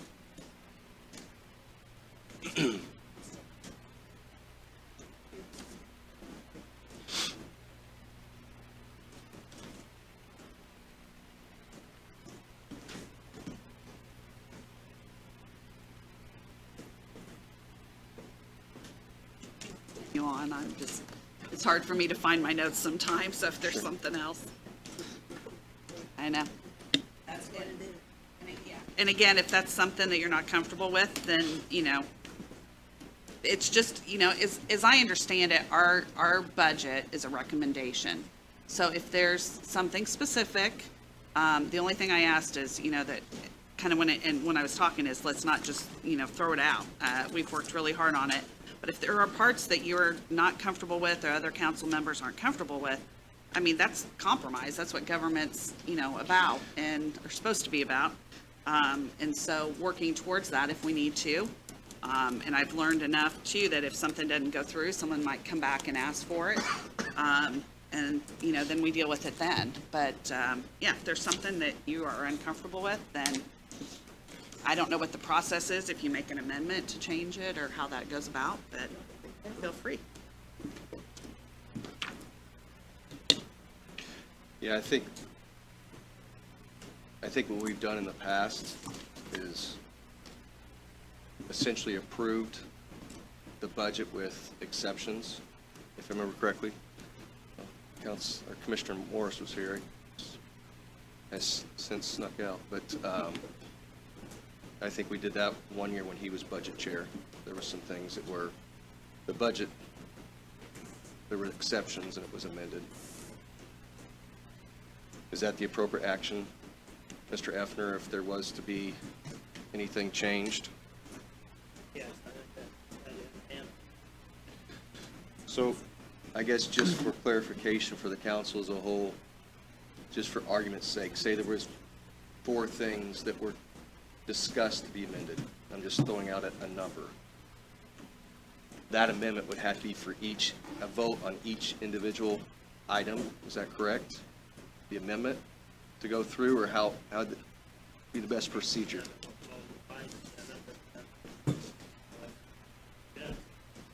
You have to clean it up from there? Right. Instead of cleaning up each individual vote. Can, Mr. Loudon, Mr. Brown?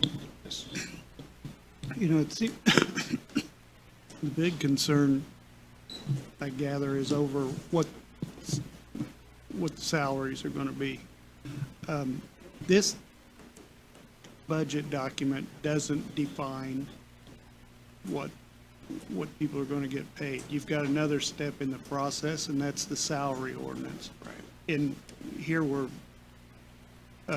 setting tax rates and levies, and setting money aside to pay particular expenses, including salaries. But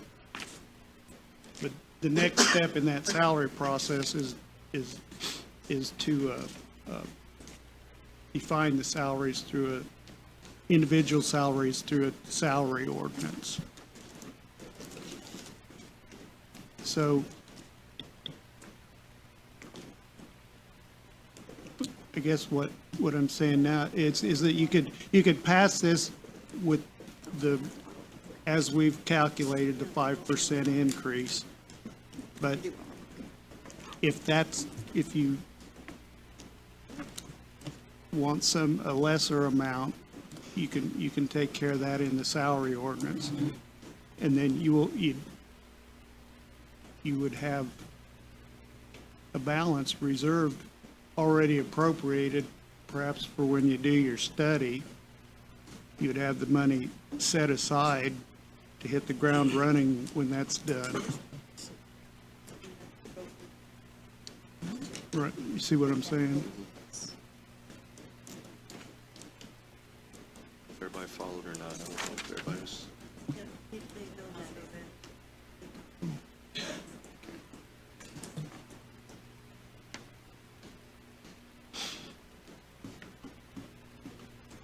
We've got 5% set aside basically for salary increases in this document.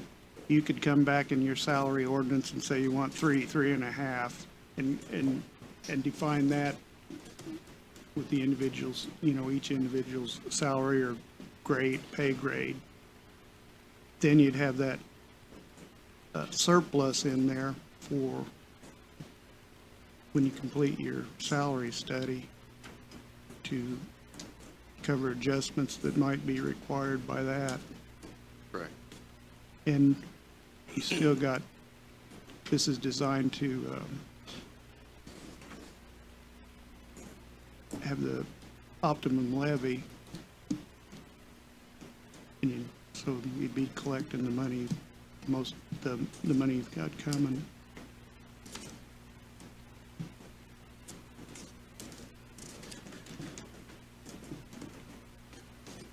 Additional thoughts, comments from council?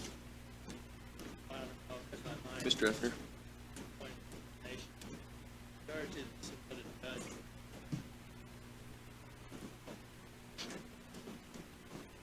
In regard to the submitted budget,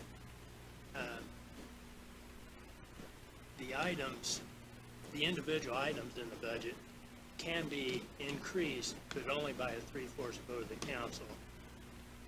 The way that is defined by statute in regard to the budget it's rounded to the nearest whole number, which would be 5 members of the council. And individual items of the budget can be increased by that method. However, the total amount of the budget cannot over what's been advertised.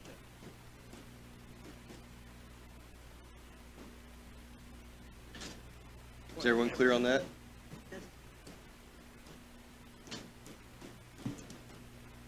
Thank you, Mr. Effner.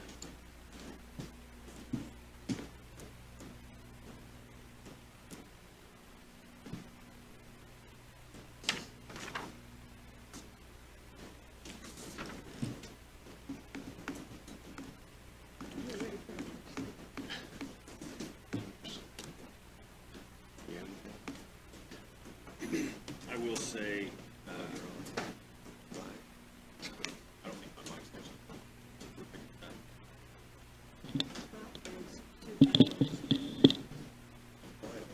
Yeah. I turned it off and it won't come back on. Contrary to the belief that I was against the 5%, which I heard when I walked in the courthouse a week before I even knew they were asking for 5%. You have support. Didn't say you did, but I think it depends, personally, I think it depends on where people are in their career. I know last week it was talked about a stipend of $1,000 and a 4% raise. I believe that depending on where people are in their career, that is a better deal. Some people are going to say that the 5% is. I think it's a matter of opinion. That was one reason I voted against this. There were other reasons as well, but there were a couple that were brought up tonight. Sheriff Plassey, this ACLU letter that you presented. Can I ask him?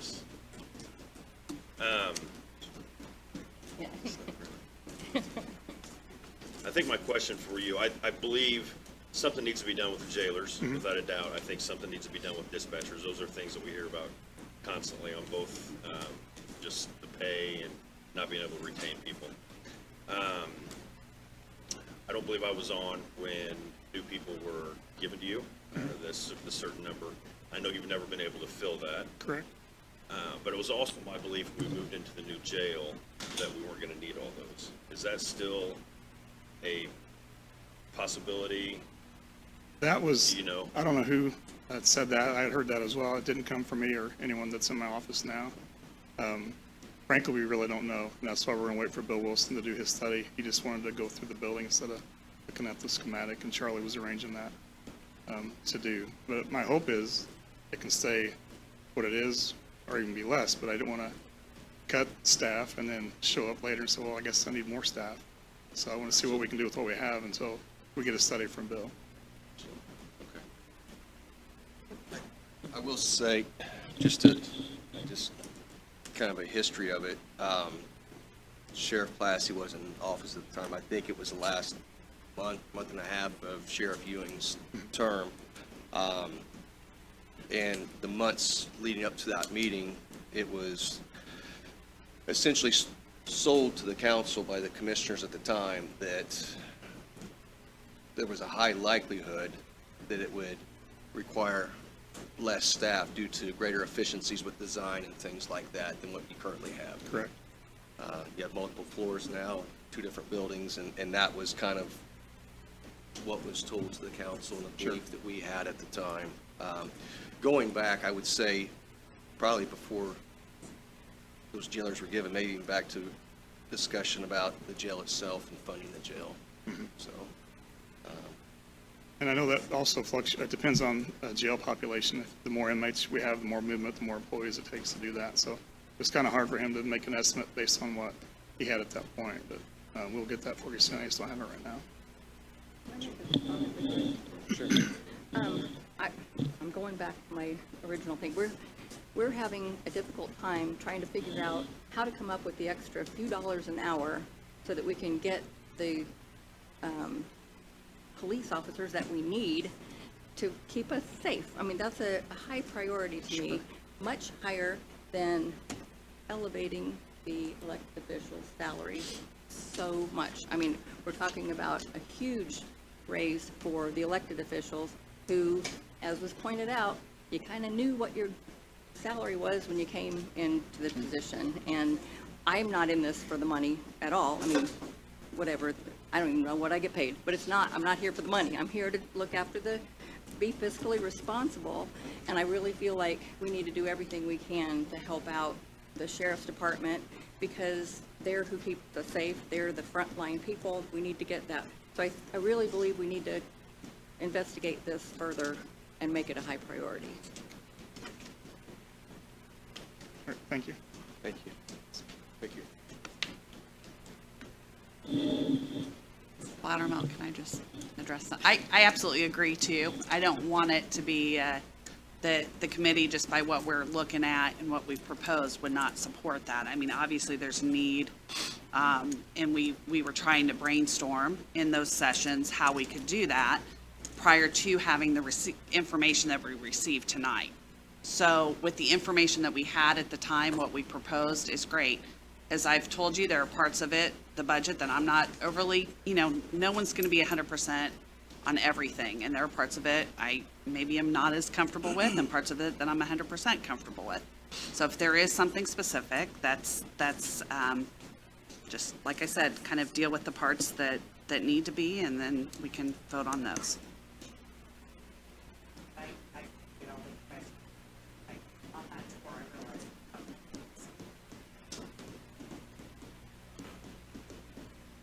Thank you.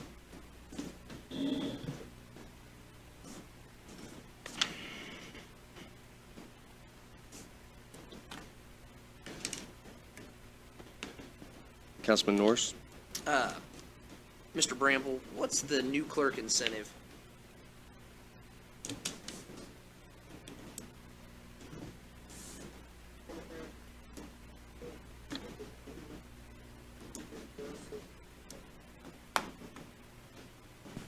Reimburses the county for some of the expenses of the 4D program, child support. And the clerk has a big role in collection of child support.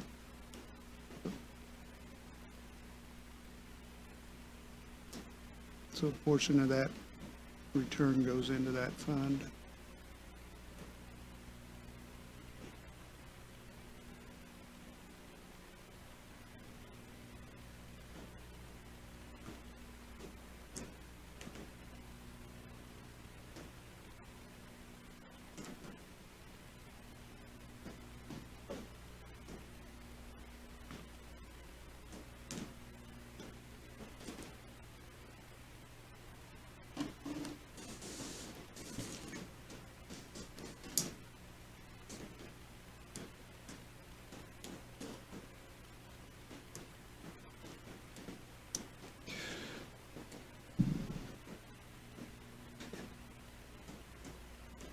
Any other thoughts?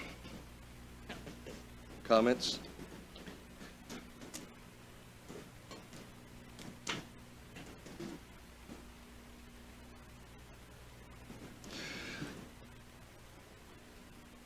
There's been a lot of numbers thrown around tonight, obviously. And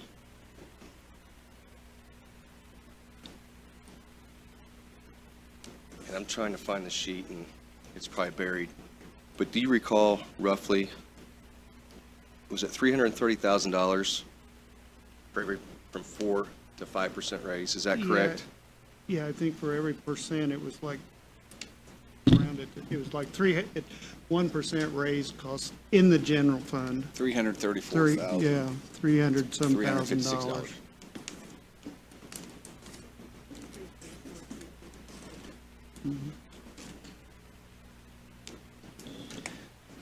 So I mean, I think I've stated some of the concerns I had. I mean, those that I stated, I mean, the rest of what's in there, me personally, as one member, I can live with.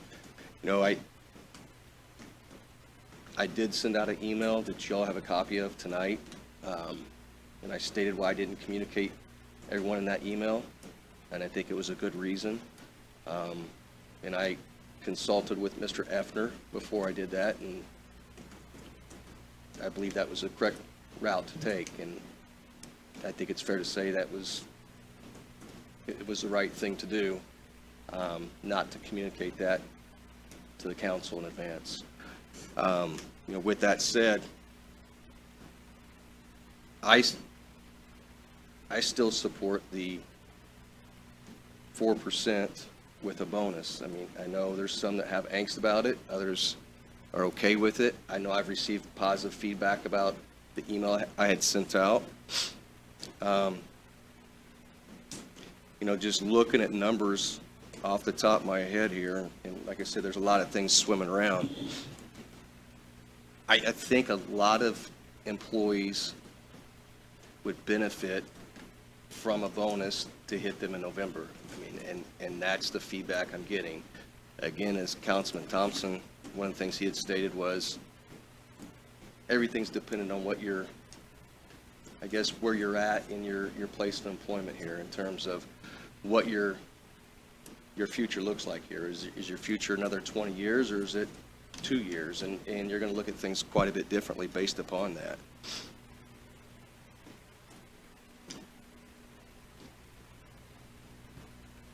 But I think if you, and again, I got all kinds of numbers running through my head, but if you were to take a 4% raise with, for example, and what we have before us is a range of numbers, but say, for example, a $1,500 bonus. So we did 4% a $1,500 bonus.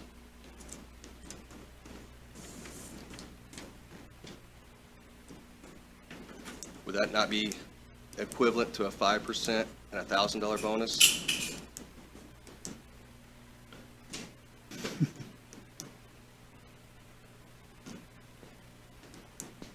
And the reason why, Numerically, yes. But in looking down the road, and again, just having worked with teachers in this position of all, you talk about those maybe who aren't as high on the scale, it is nice to have that money. But in looking down at the end, when it comes to, and maybe if it's a short termer that they're not going to stay here, then yeah, maybe a bonus or would work better for them. But for those who are dedicated and want to continue working here, many of these people have worked here for many years. It's just, again, I'm just sharing from my own personal experience. A lot of times when we are offered that, it's very frustrating for us. But I also understand that some people have had a really rough year, and I get where you're coming from on that. But as far as if you're looking further down the road, numerically, it doesn't come out the same. and I don't disagree with, if you're looking long-term, but I think there's a lot of people that need a lot of help right now. I think there's this fallacy that a bonus is taxed, whereas a raise wouldn't be. That's been discussed a couple of times. They're both taxed. A raise isn't exempt. And again, I think you look at what that extra 1% means to many of the county employees for each paycheck. The gross amount isn't really that impactful, as much so as a bonus in November. And that's just my personal No, thoughts. and that's okay. That's probably an area where we aren't going to agree on, but that's okay. That's why, we Sure. compromise and work on other stuff and we vote. But, I think on a lot of other areas, we do agree, so. Councilman Norris? President Loudermilk, Mr. Bramble, it may be too hard to ask for these figures easily, but if we look at a 4%, like President Loudermilk suggested, or a 5%, like was presented in front of us, and did the 5 or 4% increase for employees with exception of department heads and elected officials, and gave them a stipend on top of that, what would that number come out like? And I don't know if is it No, easily figured, or? we haven't modeled what the cost of a bonus is. Okay, I assume that you could do that in a day or two, possibly. Try. Okay. I think Well, that's I mean, something you've that I got, would like to see is the 4%, 5% plus the You're not- bonuses, but take out the elected officials and the department heads and see where we're at. Well, raises, what I'm- no raises in salaries. Once again, you don't set those specific salaries tonight. What you're doing is appropriating a total number that can be used for that. That discussion is for when you put together your salary ordinance before the end of the year. So, get back to what my recommendation is pass it, and then you can continue the discussion of what you're gonna.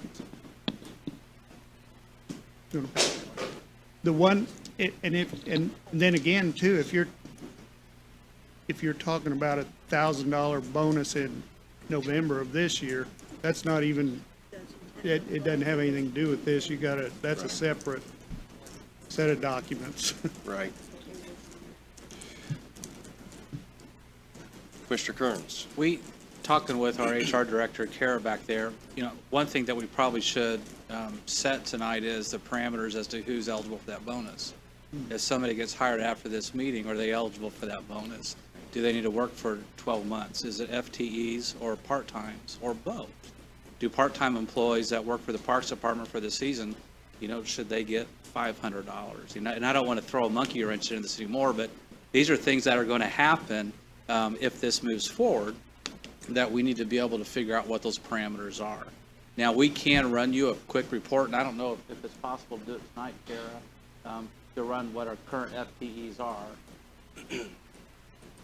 We can have it definitely by tomorrow, before lunchtime, not to delay anything, but, you know, we will definitely work to help with that process. But just things that we need to think about is who is eligible. That's all I have. Thank you. Thank you.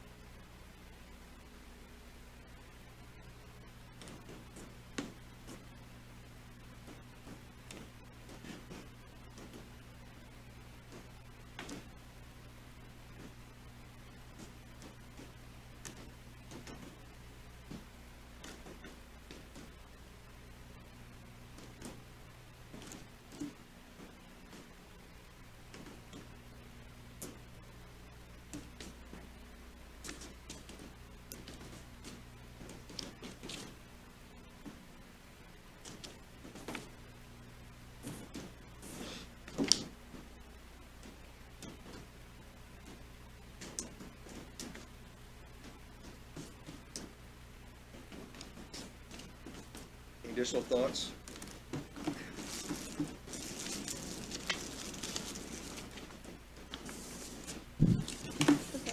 I think if you are willing, I'd like to make a motion. Okay. I would like to move that we adopt the non-personnel related accounts, the 2s, 3s, and 4s, the funds that are not supported by property tax or local tax, income tax, excluding Cadget, at the levels recommended by the Budget Committee. Just that group of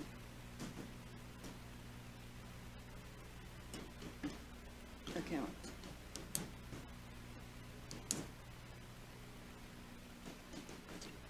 Did everyone get that? Okay, I'd like to adopt the non-personnel related accounts, the 2s, 3s, and 4s,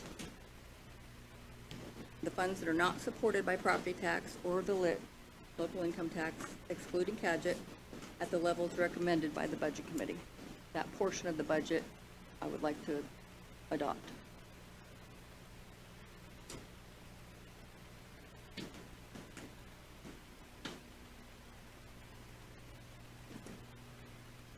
I'll second. What I would probably recommend to amend the budget.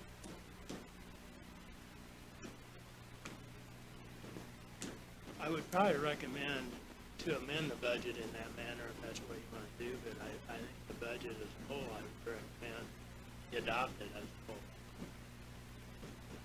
Okay, then can I reword my?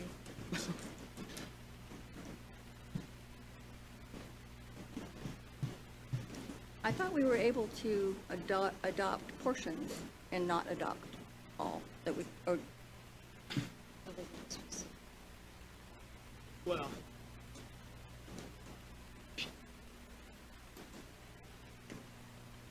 and that's what I'm saying, that I think you can amend parts of it. Just as a matter of practice, I think it's better practice to adopt the budget as a whole with the amendments.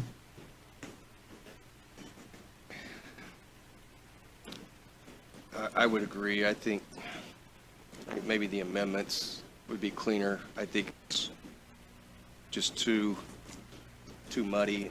I think there's a lot of head scratching going on right now. I mean, if that's fair.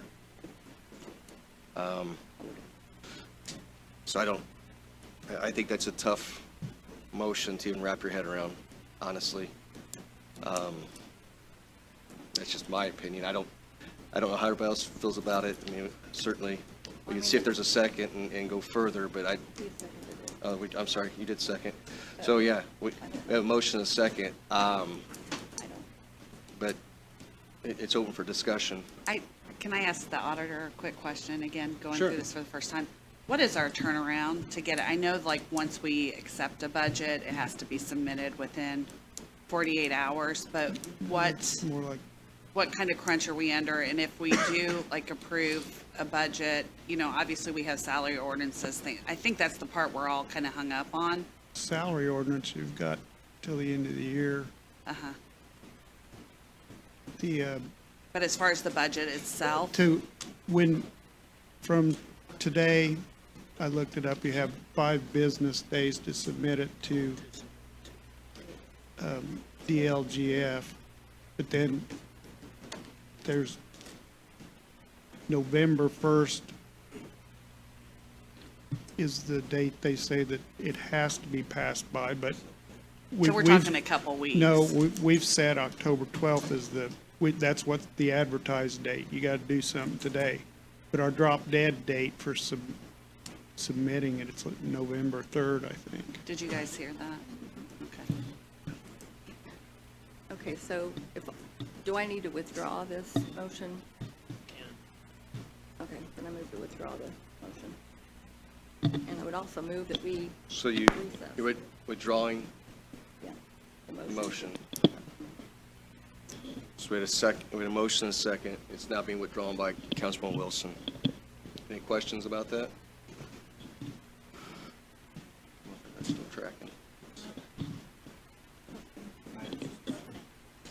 Any questions about the withdrawal? I just was looking at if we had a dollar number with it. That's all I was looking at. well, I mean, the 2s, 3s, and 4s. Yeah, I mean, yeah, but I mean, I'd want to see what the 2, 3, and 4 equal. I don't know what they equal. It's what you guys Right. submitted. It's based on what, I was agreeing with you, Todd. I was like, that's the part I agree with you on, that what you submitted. Yeah, and I do agree with the attorney on that, if it's a motion with an amended in it, that makes it legible. But then I think we have to go through the line and see which ones, at what dollar value we strike out.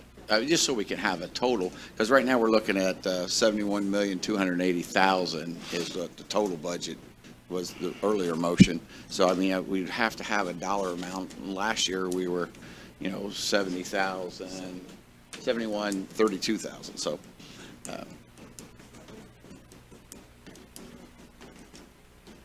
Yeah, I'd have to see. And I think you guys are totally fair to say that you need time to see the numbers. When we try to do it as well, I'd want to just be the same threshold. I want to see it.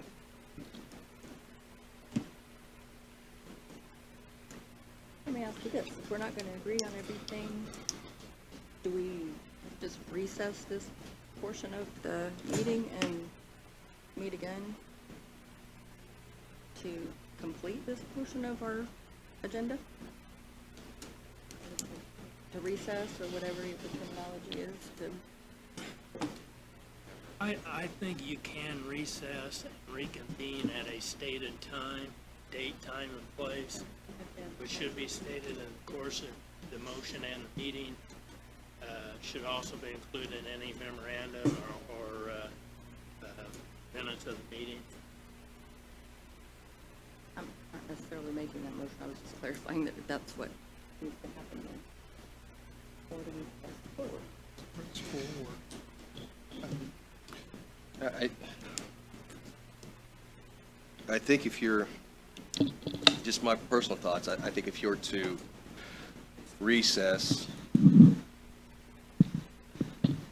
I think you need a clear definition of, in my opinion, what you need in order to help you make a decision moving forward.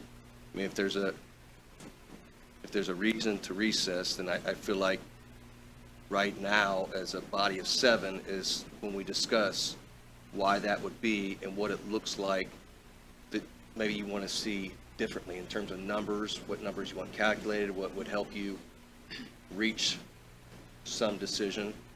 I think that needs to be defined now.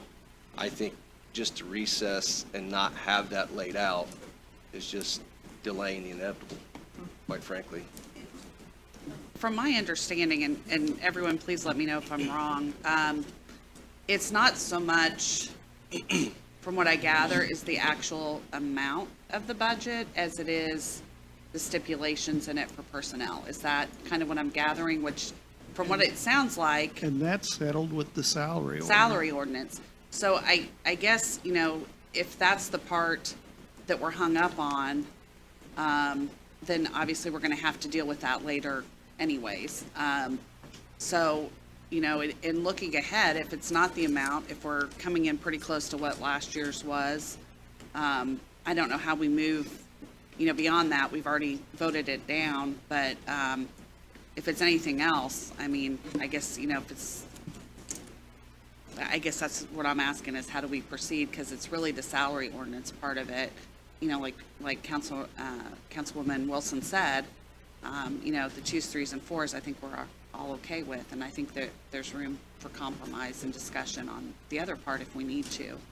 But I just don't know, you know, how we proceed from here and how do we move forward.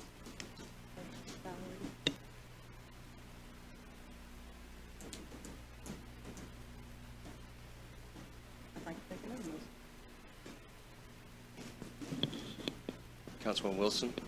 I'd like to move that we adopt the base compensation rate for all the county employees, not including positions set by state agencies or Indiana statute, at 4% more than the 2021 base rate for all employees and elected officials. Just a flat 4%.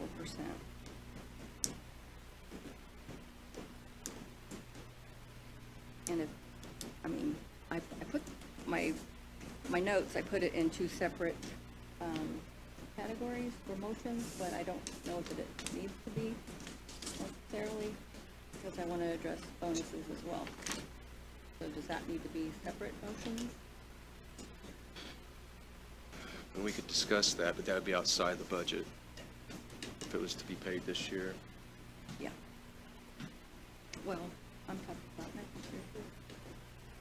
That's kind of some.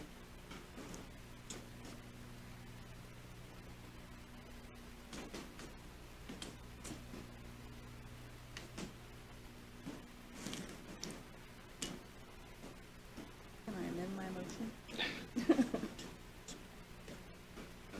You withdraw it. Yeah, just withdraw it. Okay. Yeah. Then I'll withdraw that motion.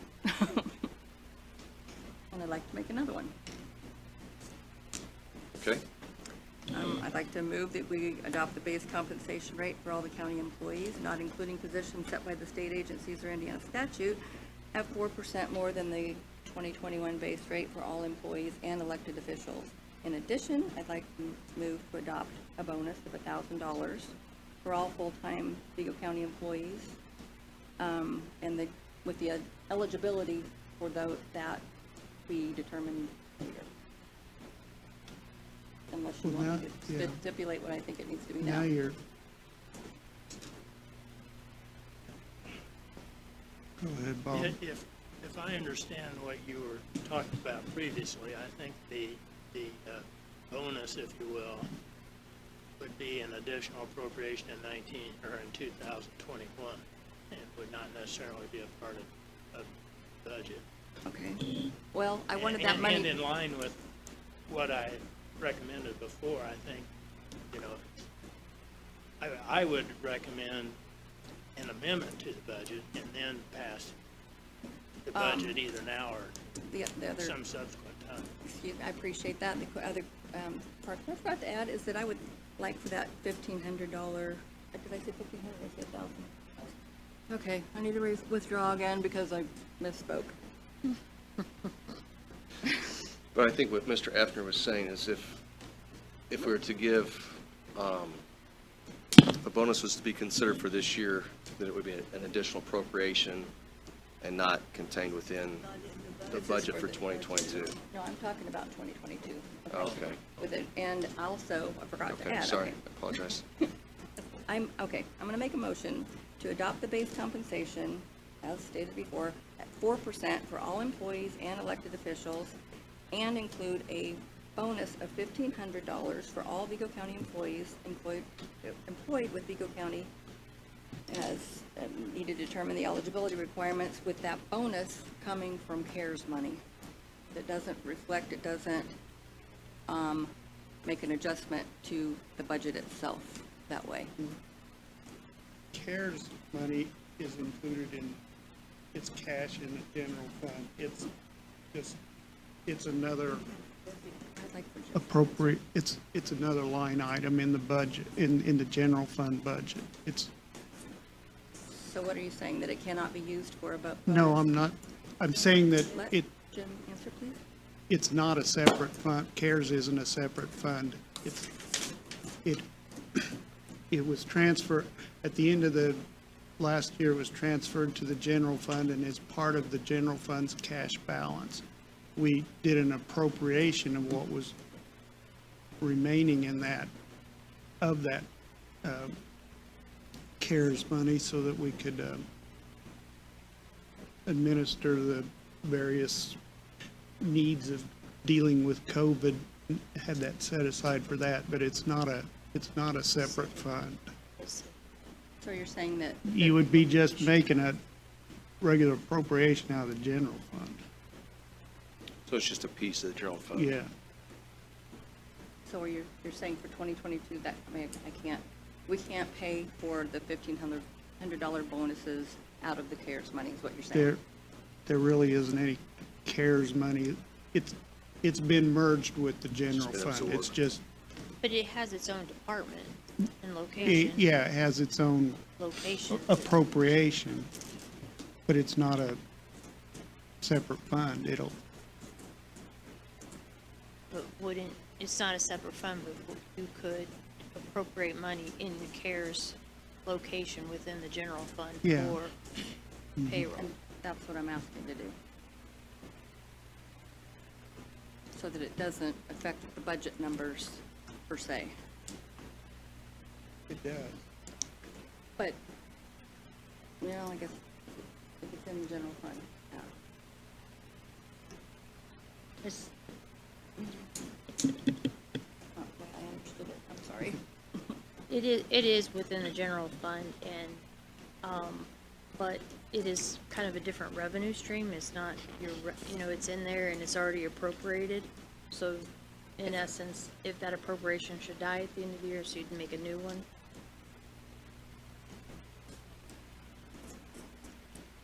So the revenue stream is not from tax dollars, correct? No, it's from the federal government. So. Well, they're in the revenue stream from CARES anymore. No, well, now it's going to ARP and it's going in a different fund. I guess that's the point I was making, that it's not going to be tied to tax dollars. That's not going to affect. No, it will not.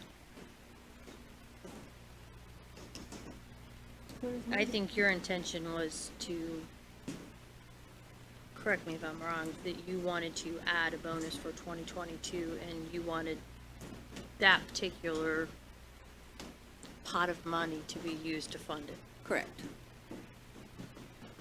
Because you heard last week that there was a balance of 2 million and some. Yes, 2.1 million was what I heard was in that CARES fund. And $1,500 for the maximum number of employees that aren't all filled, so this is a high number, is $1,005,263 to give $1,500 to all 550 employees, which is not going to be that many. Because we don't have 550 employees at this point in time. That would still leave $1.1 million in the CARES fund. I'd rather do it afternoon.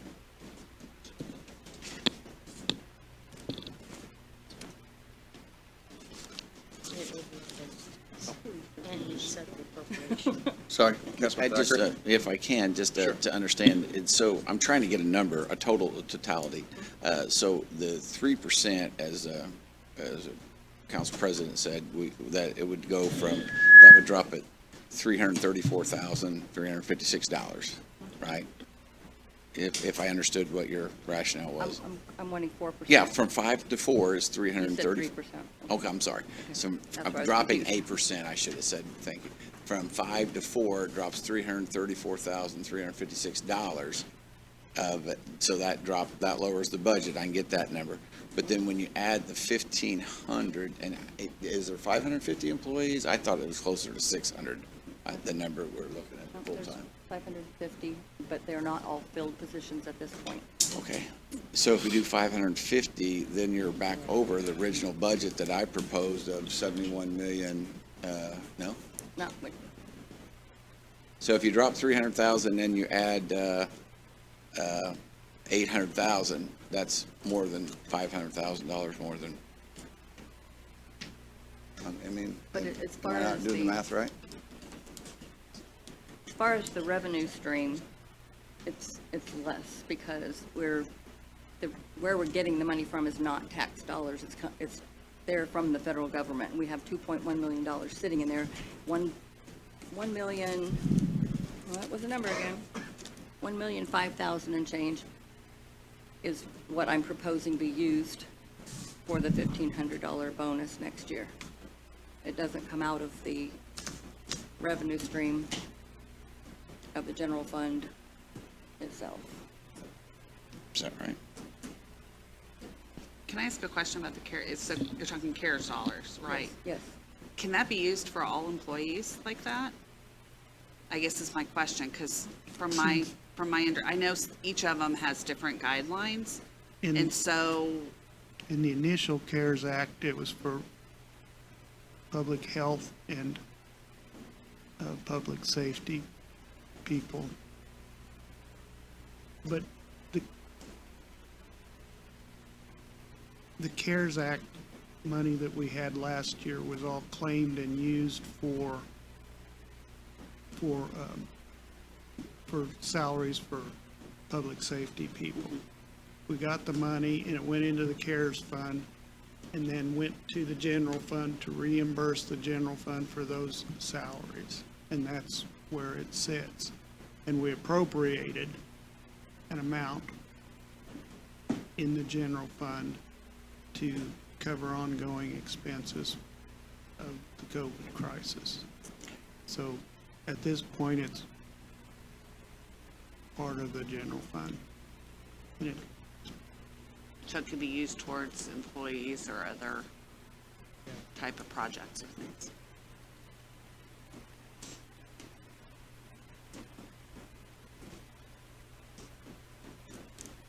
I'm looking out for the taxpayers as much as I can. I know that giving a 4% increase, and then also a bonus has a major effect on taxes. And we talked last week about, oh, we're over this much and it can come out of the operating fund and we'll be okay. There's plenty of money in there. It needs to be spent. My opinion is we do that. We eat into the operating fund. How do we replenish that? We have to raise taxes, and I'm against that as much as I can be against it in this capacity. So I'm trying my best to figure out how to take care of the employees in the most cost-efficient and fiscally responsible way. And I'm thinking that using the CARES money to help add to, we're giving the employees a 4% raise and then an added bonus on top of that. And also, we're doing the employee compensation study, so hopefully by mid-year next year, there'll be an additional percentage that is allowable to give to the employees for the following year. So I think, and actually, we gave 3% last year. The 2021 budget included 3%, so this, we're increasing it by a percentage and giving a bonus. But I want the money to come out of COVID funds for the bonus. I just wanted to clarify it was okay, that's all. Yeah. I mean, that's, I was trying to clarify, I wasn't barking at you. okay. I just feel like I didn't make myself clear.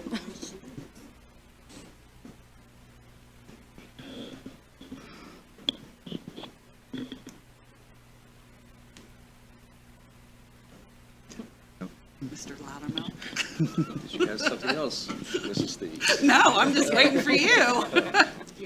I need a little humor right now. Yeah. I thought maybe you had something. No, I'm No? keeping shut.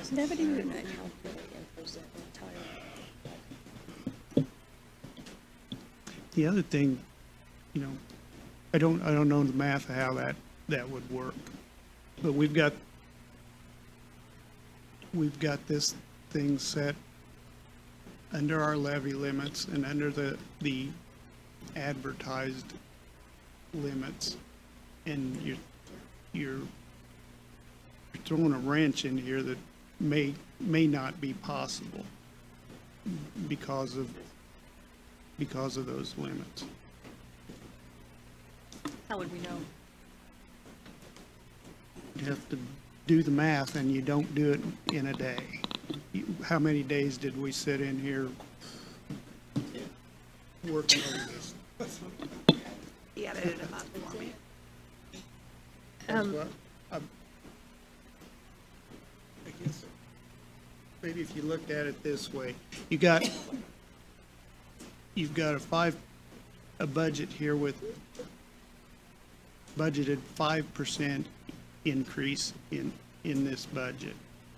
Your next task with the salary ordinance is to determine how that's split up. And it may be your 1,500 and 4% or some other means, but you've got to work within what's here now, and you do that with the salary ordinance.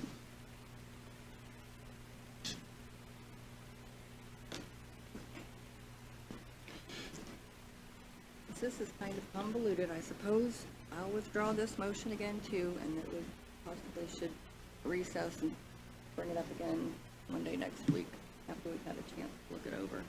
President Loudermilk, can I make Ms. a Miller. suggestion? Sure. I think that if the council could make some determination or decisions on which direction they want to move, if there's rates that they want to set for personnel, if there are changes they want to make to the 2s, 3s, and 4s, make those change, or make suggestions that these are the changes. Give the auditor's office time to prepare them. We can do the salary ordinance, and, you know, you can come back, and, you know, you can recess and come back with those numbers and then adopt. I mean, because you can sit up here all evening and try to figure out how, but if you know what you're wanting to do and you can agree upon that, or at least the majority, then, Yeah, I mean, that's it what kind of I was- piggybacks on what you said I mean, earlier. I just think we have to have a direction. Yeah, we had to Yeah. figure out what that direction is, right? Yeah, And because, then, because just to recess, Yeah. yeah, to 'Cause if you recess were and to not have a goal in mind, or, you some would be things you right wanna back see. to this. yeah, I yeah, exactly. when I got this budget, I went through every department, line by line by line. I sat in the budget committee meetings, almost all of them. My daughter had surgery one day, had missed one. But I sat in on those meetings too, and things were jumped around, it didn't make logical sense. Then we get this budget, and I went through line by line by line. And I came up with what I think are 3 pages of exceptions that I'd like to adopt, actually, but 3 pages of exceptions that I'd like to, maybe could be included in the discussion. I don't know. I don't know if that's something that, with those exceptions in mind. I mean, you can do that, and I understand your concern of passing a budget with more payroll in it than what you're intending, because we have heard multiple times that the problem with our revenue versus expenditures and the operating balance, everything else, is that we're over appropriated. So at that point, if you're passing a budget at 5% and then you turn around and adopting at a different rate, you are perpetuating the problem that you're already seeing, that you can't get clear numbers. And that was presented multiple times, that we're over appropriated throughout the budget meetings. Multiple times. And last year, I wasn't here then, so I don't know. Yeah, but I mean, there's some things you're not gonna be able to fix. You're not gonna be able to fix the fact that you're never gonna have a full boat in the jail. And so you can't fix that appropriation, because theory is that that's how many they should hire. If they can't, but you don't know that they won't one day. Right.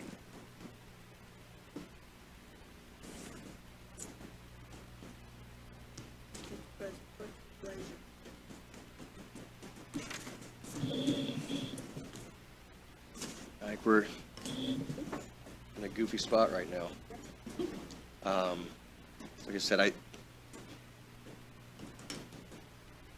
think we need to determine what, if we're gonna recess, that has to have a cause, it has to have a point. I mean, if not, then we might as well just vote on, have a motion, vote on something, and I don't know that that's appropriate at this time, based upon what we're hearing and some of the discussion that's gone back and forth. So I don't know what the pleasure of the council is in terms of what numbers would help. You know, Councilwoman Thies, she's mentioned compromise a couple times, and I don't know if there's something that she has in mind. But, I mean, I think there's some different, there's a wide array of thoughts here, it seems like. I mean, we're kind of all over the place. It's a shotgun approach right now, and it's kind of dirty, and it's not very clean approach. And I think if we're going to recess, we have to have specific intentions as to why. If not, we're going to be in the same mess when we get back here, whatever day that is. And I don't think we're any better off. We're probably worse off, quite frankly. So, Would it be possible that the audit would have like a couple of options? that's what I'm saying. I think we need to determine what that is as a council. I mean, that's, yeah, as Councilman Thacker said, I think we were there kind of 45 minutes ago, right? Okay. Yeah. What do you Um, think, Travis? Excuse me, you're not gonna be able to have options, because they have to be able to create documents. Right. Like they've created tonight, and if you start changing things then you're right back to, We can zero in here on something. What do you think? You're thinking, or else you sleep. What is it? No, I'm not asleep. No, I'm in a fog because it's all a lot to take. A lot of good things. You gotta zero in on something. You know, I look at last year's numbers versus the numbers that the budget committee submitted to us, and there's, you know, less than 250,000, or basically right at $250,000 difference. That's not a huge difference when you look at things, but I think that, like someone down there from the council said, there's a lot of other things in there that I haven't seen. And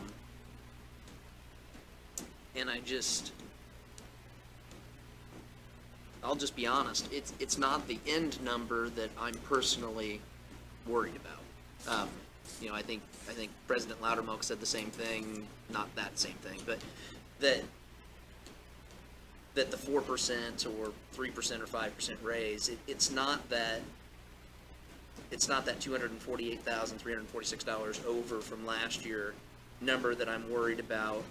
It's kind of what Councilwoman Wilson said. There are some things in there that I'm looking at, and I mean, I could, like President Loudermilk said, I can stay all night and ask questions.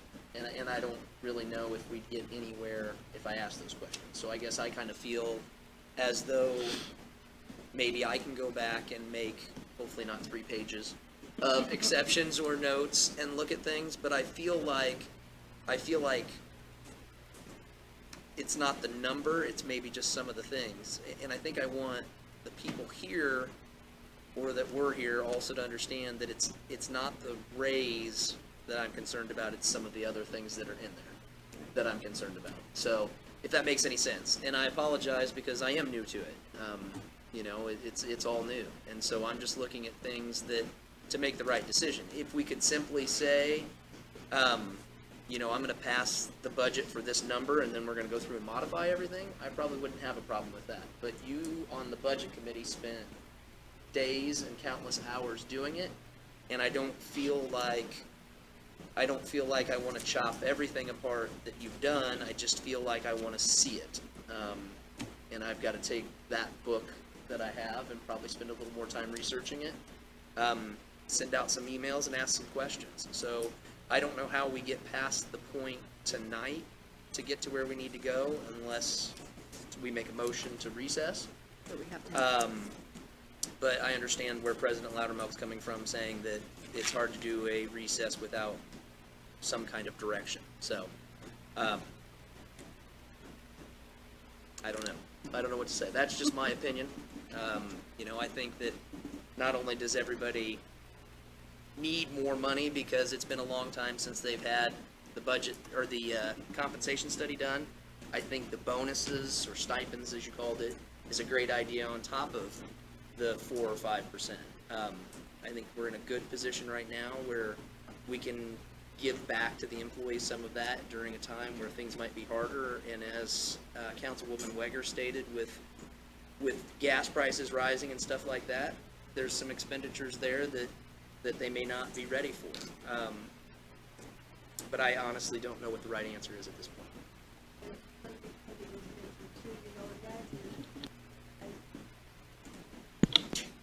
As you hone in on that, when we started, I mean, we had so much stuff, and this is what we whittled it down to over a period of 10 days. It was outrageous, outrageous, outrageous. And maybe if we recess, we can collectively not only get the answers, but maybe we can come to an agreement and compromise, like Councilwoman Thies said, and make things work. In my opinion, I don't think it's something that we can get done tonight. I think we've spent lots of hours already on it, discussing it, and I think it's something that we probably need to hash out a little bit more and come back and get the answers and get things done, because that way we can move forward with everything. And as Mr. Bramble said, you can adjust the salaries with appropriations and stuff later on. I asked the wrong guy, didn't I, Aaron? I got you nowhere, Vicki. Sorry. I'm out of this.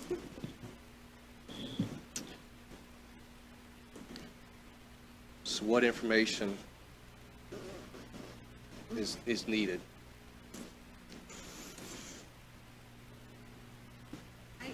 I would ask if you are, and I know it's a little bit different for Councilwoman Wilson because she was at a lot of the meetings and got to hear a lot from the department heads and the questions that were asked, and even got to ask some herself.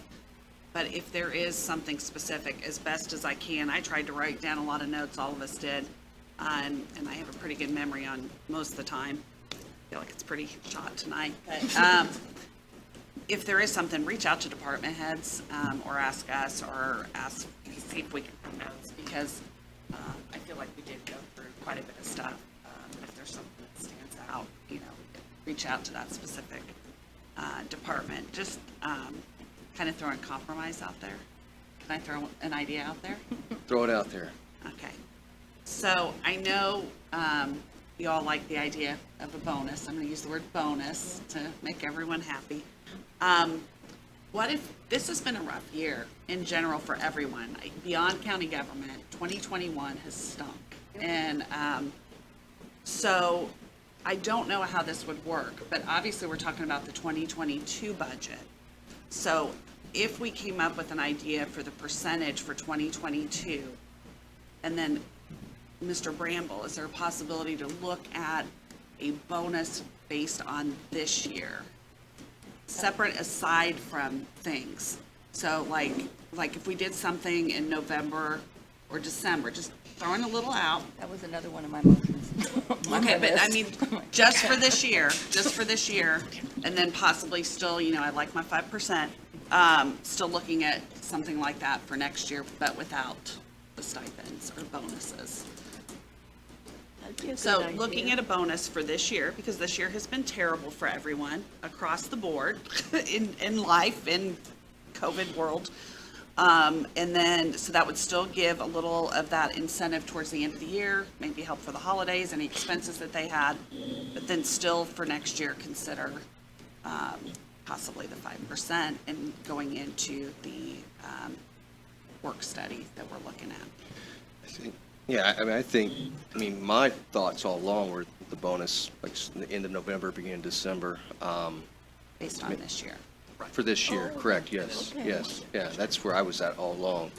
Like I said, I think people, they're wanting help now. I mean, that's the feedback I'm getting, that would benefit them a lot.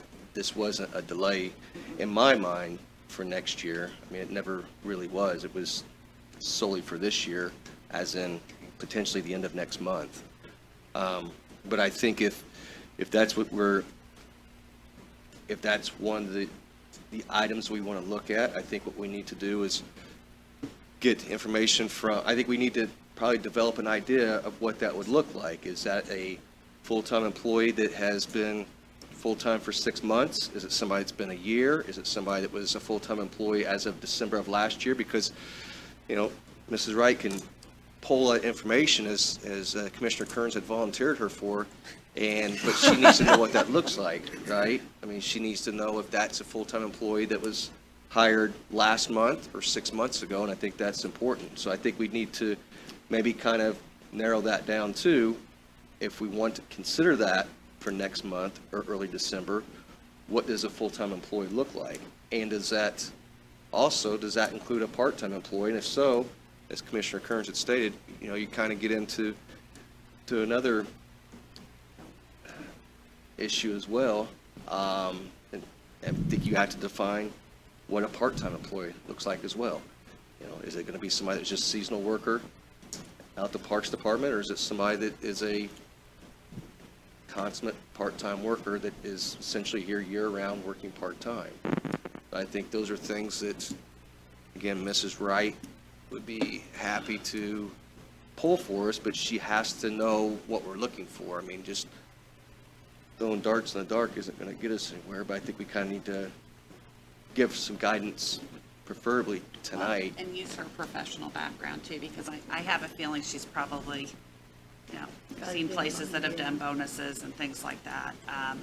So that might be something, I don't have an HR background, so me deciding who gets, part-time, seasonal, I mean, I've been almost all those workers, so I worked for the parks for years. And I would, I have my own thought on that, but, I think keeping the budget separate from the bonus for now, considering that we're coming up to a study in 2022, to me, that's a cleaner decision in my part. So, that's me reaching out.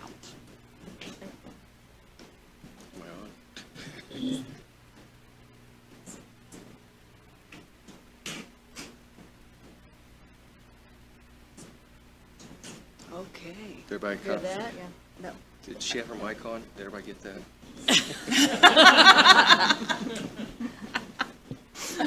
Bazinga. For you those got of you who God. didn't hear that, I heard Mr. her. Loudermilk asked if Karen had her mic on.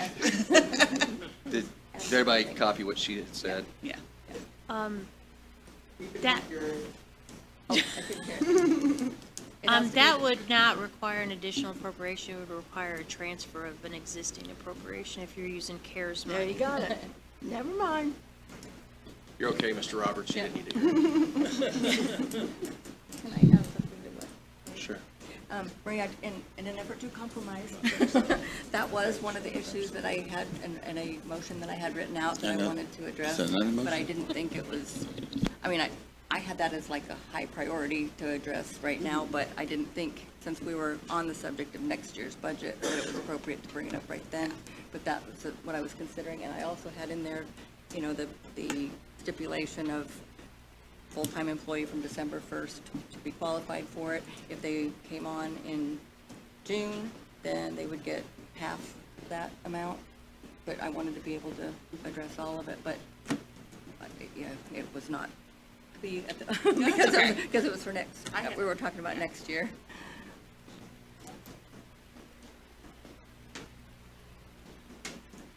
It doesn't have to be advertised. It doesn't have to be advertised, so that gets rid of the legal notice, but they can get their request in. but it doesn't require legal notice. Okay, Todd's got a question.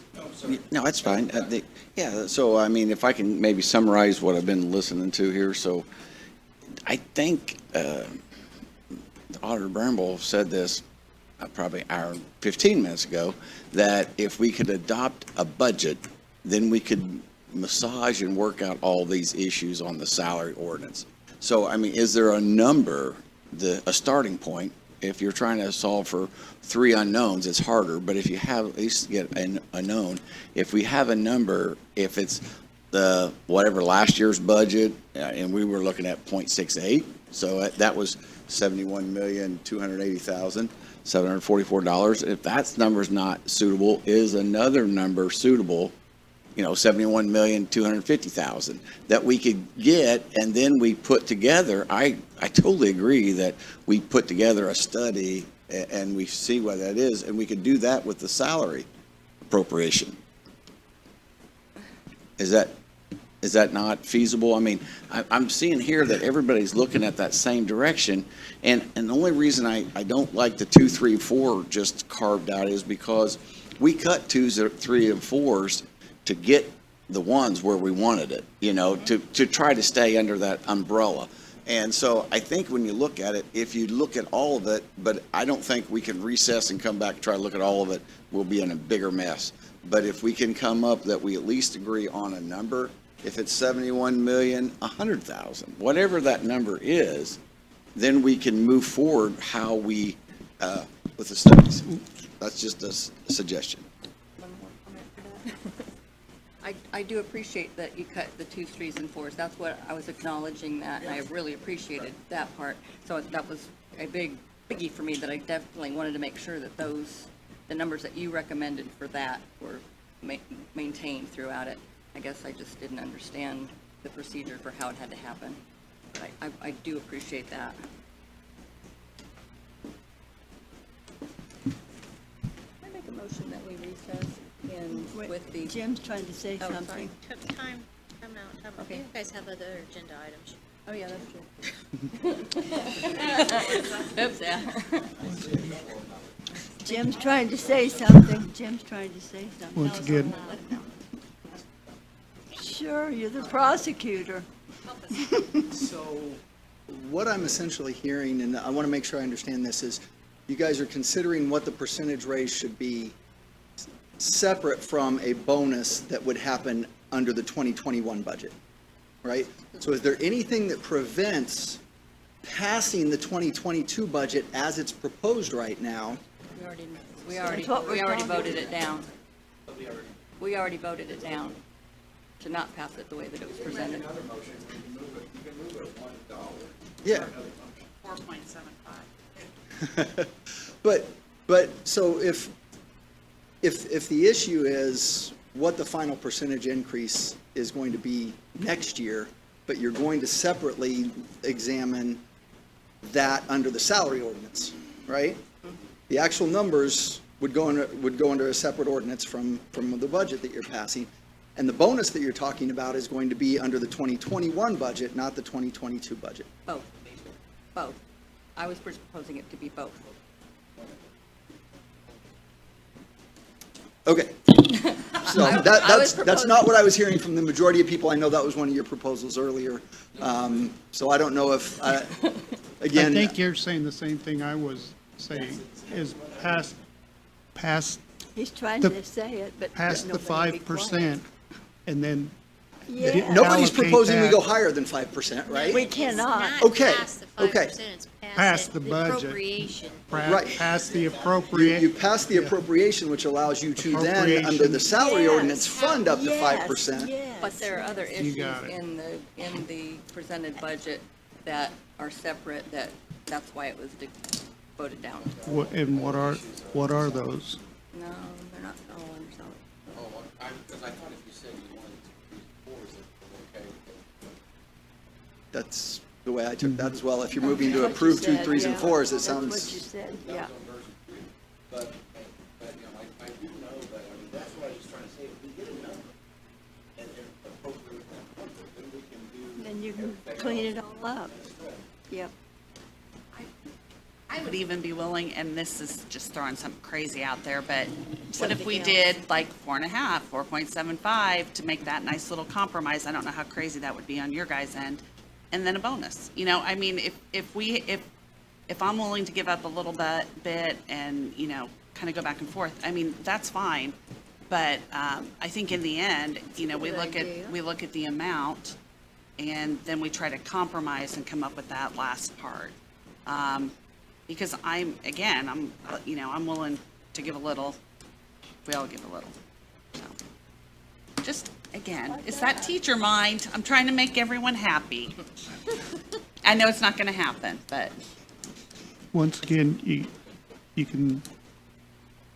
we can get this in on time, and you can set the 4.75 or 4.5 or 4.0 Listen to what he's saying. He knows in the what he's salary talking about. ordinance, and you're not, you've got 1% reserved in Yes. the appropriation, the personnel appropriations that Whatever you you don't have authority to use because you don't have Right. salary ordinance to back it up. If they had extra help, or if they had extra help or something, they can use it. If they have extra help positions, they can use it, if it's appropriated. We could President. pay for the jailers out of that. President Loudermilk. Councilman Norris. I have a question for Mr. Bramble and for those seasoned people on the council. So if we make a motion to approve whatever number, the 2022 number for the budget number, or the 2021 as a bottom line number, is there any adjustments that we can make to the things that Councilwoman Wilson is concerned about, other than salaries?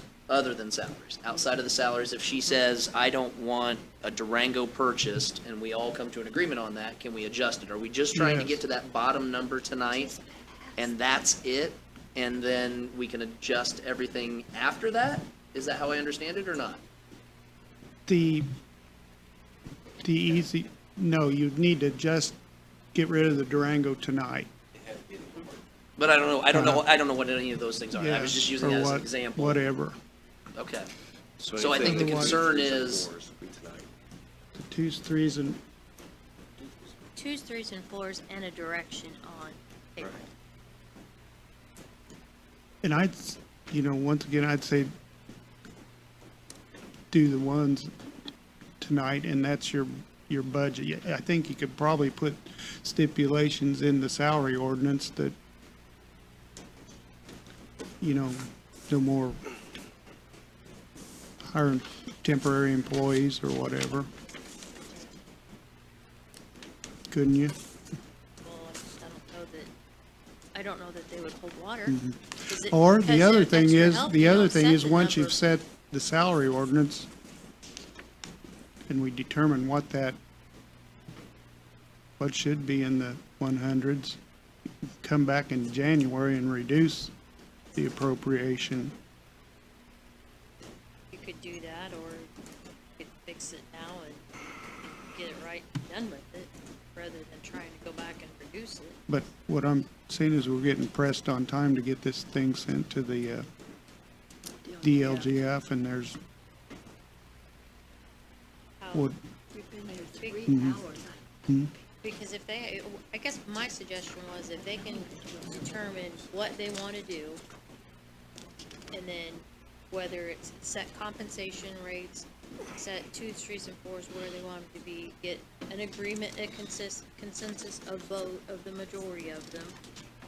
And then that allows we could recess, set a time to come back, it allows you, it's still a continuous meeting.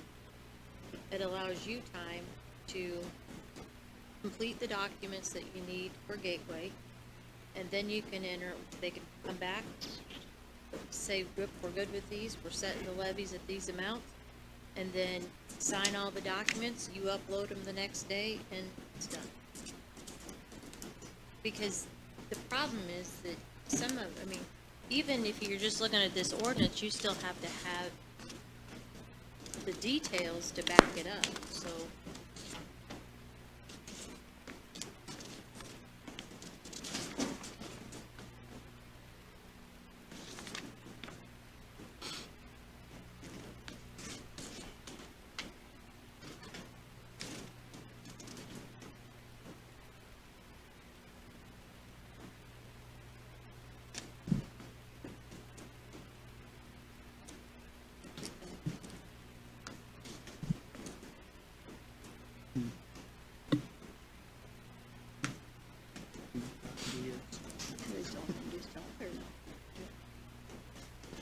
I'm gonna make a motion. Go. You want to wait till I'm- David gets back? Oh, sorry, I didn't realize. Yeah, he had to step out. Go ahead and make it. I am the worst at making motions, so Well, just that's get why. busy on it and start. David needs to hear it too. He'll hear it. She won't have it done until he gets back. Supplies, their services. We're all gone, Nick. He's not gonna make one. Do it Friday. He who Friday hesitates is after you long, do. is last. It's 2 minutes after 8. Jim, can I ask one question while we're waiting? So if I make a proposal for like a 4.75 increase, okay? We could still, based on salary ordinances and things, still put a bonus on that next year, correct? If We can do anything next year.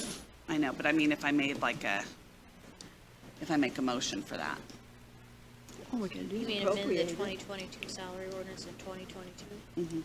Yes, you can do that and appropriate in 2022. Okay. So you're saying the bonus is for 21 or 22? I would prefer it for 21. I mean, but I'm just saying if in compromise, in effort, at looking at things, if I make a proposal for the budget, then we can look at the ordinances. We could probably maybe even look at what we need to for the He's sheriff's back. Get department. going. 2021, if it's a bonus for 2021, it'll be a separate issue. Right, You can right, take that's that what I'm out of saying. care, So Yeah. go. I'm gonna make a motion, Councilman Thompson. So, here's at it. I propose that we approve the 2022 budget as proposed by the committee at 2s, 3s, and 4s with a salary increase of 4.75 that will be clarified with salary ordinances. Does that work? I've got deer in the headlights. I was just clarifying that we could revisit this at the ordinance time, but I would like to propose that we pass the 2022 budget as proposed by the committee in the areas of 2s, 3s, and 4s with a salary increase for next year of 4.75%. Wait, did you say with only the 2, 3s, and 4s? No, and that includes the ones with that, so. Is that how I say it, salary? Yeah, Did I cover the whole shebang? I think so. I tried, I'm tired. I second that motion. We can revisit it, correct? You cannot revisit the appropriation, but you can revisit, you still have a salary ordinance to pass. Okay. Right. So you're really looking at funding at a level of 4.75%. So, I just want to put something out there. So if Sure. I need to put it at 5% with the option that but we'll fund it at 5% with the option of 4.75, I just gotta need to figure out the right way to say it. Isn't it already Just at come 5? back with your toolkit. Isn't it? A quarter of a percent. You cut a 1/4%. Oh, off I don't of want to it. cut it. Well, you did. Here's Ah. what, What you just said. Okay. You could have just I'm said- withdrawing it. I don't want to cut the budget. I'm just Just say proposing. pass it. Okay. Say it again. Withdraw it. Okay, yeah. no, she's proposing appropriation at a level of 4.75 because they're not passing the salary ordinance. I know, but I know you've said it 12 times. Okay. Do you I want to read it? clarify. I want to pass the budget, but I want us to consider the 4.75 so we can look at some other options. So Pass how the do I budget. propose it without, we've You already want- said You no want to to. appropriate 4.75% increase in salary. Okay, so I'm going to Appropriation. propose, got it. Okay, so let me kind of restate it because I Did you apologize. I told you this is why I don't do Did you motions. withdraw? I did withdraw. All right, so Vicky withdrew. Okay, too. so I'm going to propose. My motion, I second. I'm going to propose the 2022 budget as proposed by the Budget Committee with looking at salary appropriation. Now, am I saying it right? Okay, salary appropriation for the next year at 4.75%, and that's it. Whoa, whoa, whoa, whoa. So And 2, you're 3, and 4. So you're, I'm just trying to move something forward We know here, what you people. mean. Anna, well, can but- you help but- her? So 2022, you're passing 2022 as proposed by the budget committee, but you're wanting to review. But are you passing it as proposed by committee, so at 5%? Mhm. Okay, I can't do that. and the 2s, 3s, and 4s? You can. That's what we already turned down. Yeah, because that was already voted down. We already voted that down. I can't amend it by just saying that we're going to consider 4.75% in bonuses. Come on, Bobby. What I'm saying is that budget ordinance has been amended to some part. So you're amending it to increase salaries by 4.75. Oh, I just have to put the word amended in? But what the Somebody original write it budget out was, for me. was the funding at Don't you say 5%, it. so you're just still you're recommending adopting that 5% appropriation Can we not level. do that? It's the same thing. Okay. It's not amended. I thought she With was, the recommendation. She from said the that she was Dr. passing it at 4.75 5%, budget. or I heard recommending at 5%. Yeah.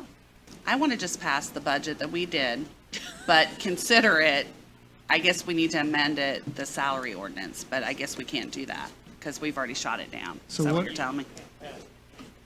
Okay. Somebody else moving on. Say it in a different way. You know what I'm saying. So if somebody wants to put it out there in a different way, because I'm not saying it right. Are you alert?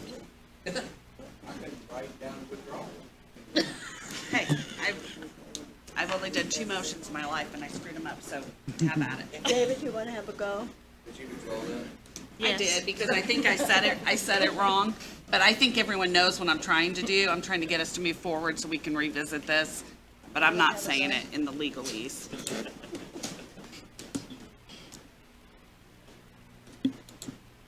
well, you could, What do we need to be able to recess this issue and move forward to You can't do it. revisit it? What numbers do we need? If And you from have where? if you have a recommendation for where you want the 2s, 3s, and 4s to be, and where you want the salaries to be, you can make that recommendation, and that would allow the auditor's office to generate the proper documents to move forward at a subsequent meeting, that, when we recess and reconvene. And the sliding scale for elected officials falls within personnel, correct? It is in the budget as of now. That would also be a salary ordinance Correct. issue. As any new positions that were added? Yes, so there's several new positions, some, you can not authorize them in the salary ordinance. but it's a sizable amount of money, so if you don't amend it now, I would think that you would want to amend it at the end of the year. So It's like 3 grand. that's just for the sliding scale. Yeah, the sliding scale, yeah. But they were also talking about positions and other things, and that's a whole nother ball of wax. Right. Travis, get ready to motion here. President Loudermilk, Councilman Norris? That's good. and I'm not making a motion. No, I'm not there, sorry. In the art of the fellow members that are wanting to find out more information, could I ask that, and it's just gonna take more time, if they can talk about, I mean, I can tell that you're not completely on board. And I don't know if you know what things specifically, I don't know what things specifically, I have a lot of questions probably, as I dig through it deeper. But specifically, Councilwoman Wilson, I know, said she had pages of information. If she could rapidly go through those maybe in one run and let us know, so maybe we can work closer to, yeah, if we can get the budget passed tonight. Or if we don't think we can do that, then I think we need to move on to the other agenda items and get those taken care of.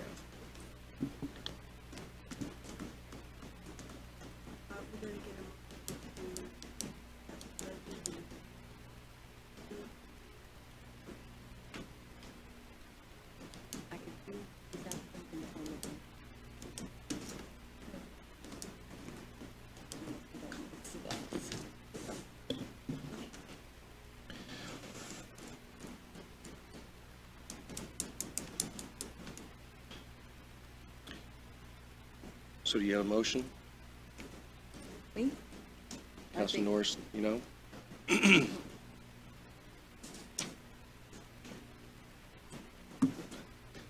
Does anyone else have a motion?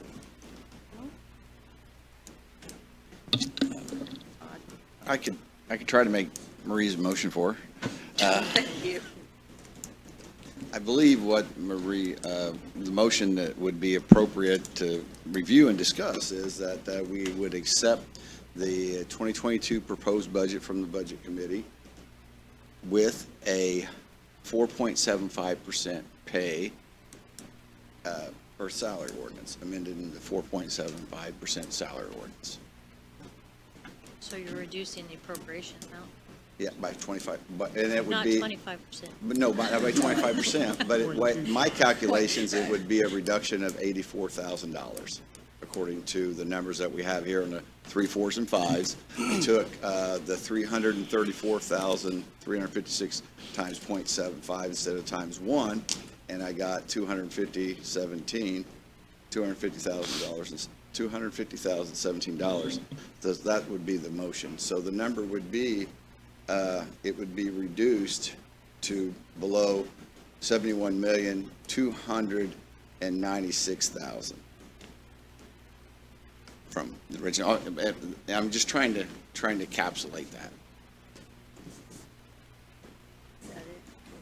So your motion is to accept the 2022 budget as proposed with amending the appropriations for payroll associated To 4.75 instead of 5. items to be calculated at 4.75% instead And of that- 5%. Yeah, and that would still allow, under the salary ordinance, for them to, if they didn't want to do the sliding scale, they didn't want to do the compensation for the different ones, they still could, from what I understand from the auditor, we could still do that, but we would get that number tonight to move forward. And then we could we still could recess for a special meeting with the information from, regarding bonuses and how to implement that, but trying to simplify it to get, to reduce the number down. My calculations was $84,000. That's, instead, you might have thought I was texting or email on the phone, but I was using my calculator. So, you can use it. Okay, so in hearing that it just reduces it by about 83,000, and if we're gonna, 84,000, I will second that. That's not a significant amount, we can work with that.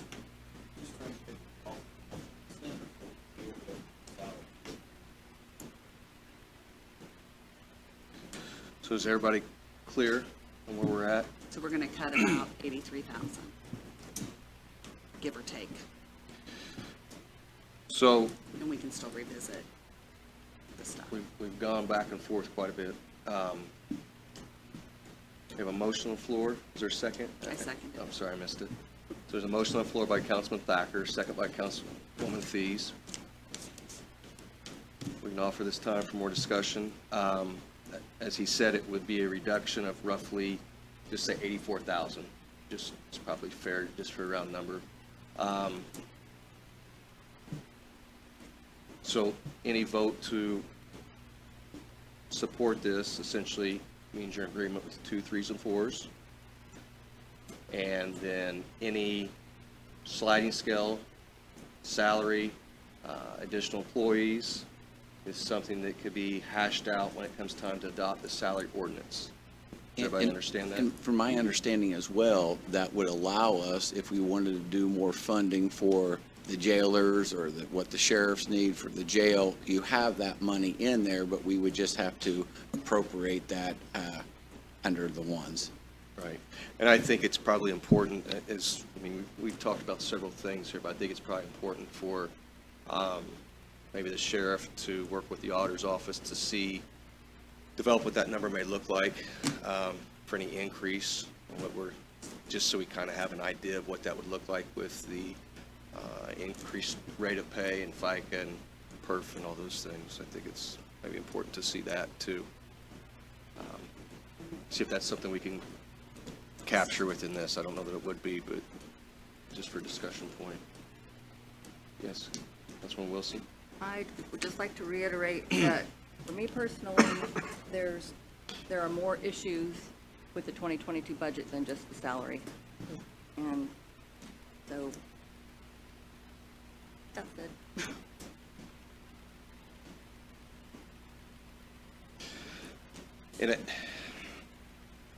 And I don't disagree with that, but, as I said, I'm not excited about where we're at with the extra vehicle for the juvenile center. I'm not excited about that, but at some point, we have to move forward. And that's just my personal opinion. I'm not excited about that at all, but I think at some point we have to move forward. And I have 3 pages of things that I'm still not happy with the 2022 budget. Are we gonna vote on this?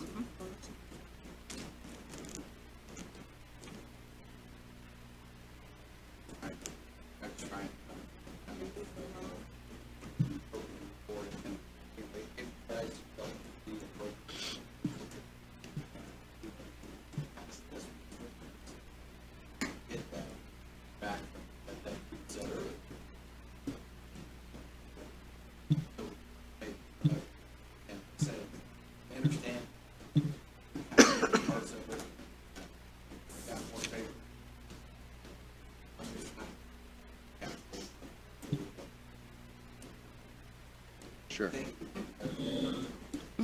I just trip up over, I can talk in front of kids all day, but It's you. So we have a motion, and a second on the floor. Any further discussion?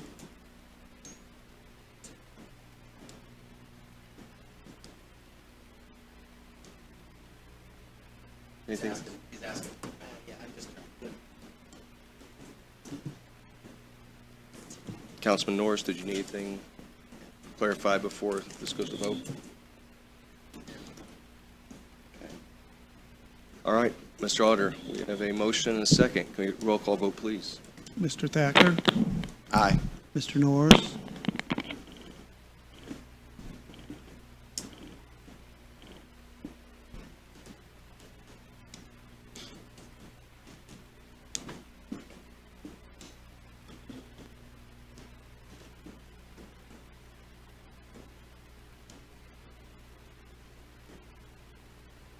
Aye. Ms. Thies, I, Ms. Weger, Aye. Ms. Wilson, Nay. Mr. Thompson, Mr. Loudermilk. Aye. Motion carries. So we have a budget. Reducing the salaries to 4.75. You're still gonna have to recess and come back Right. to approve the final How document. about let's put I recess agree. now? I agree with that. I just letting them know that. Yeah, okay, I'm in total So- agreement with that. We need to take care of the Right. other business. Little doodah thingies. If I can find the agenda, lost it. So take care of the other business and then recess. I Correct. don't mind getting slapped. So I know. next we have before us, Mr. Roberts is still here.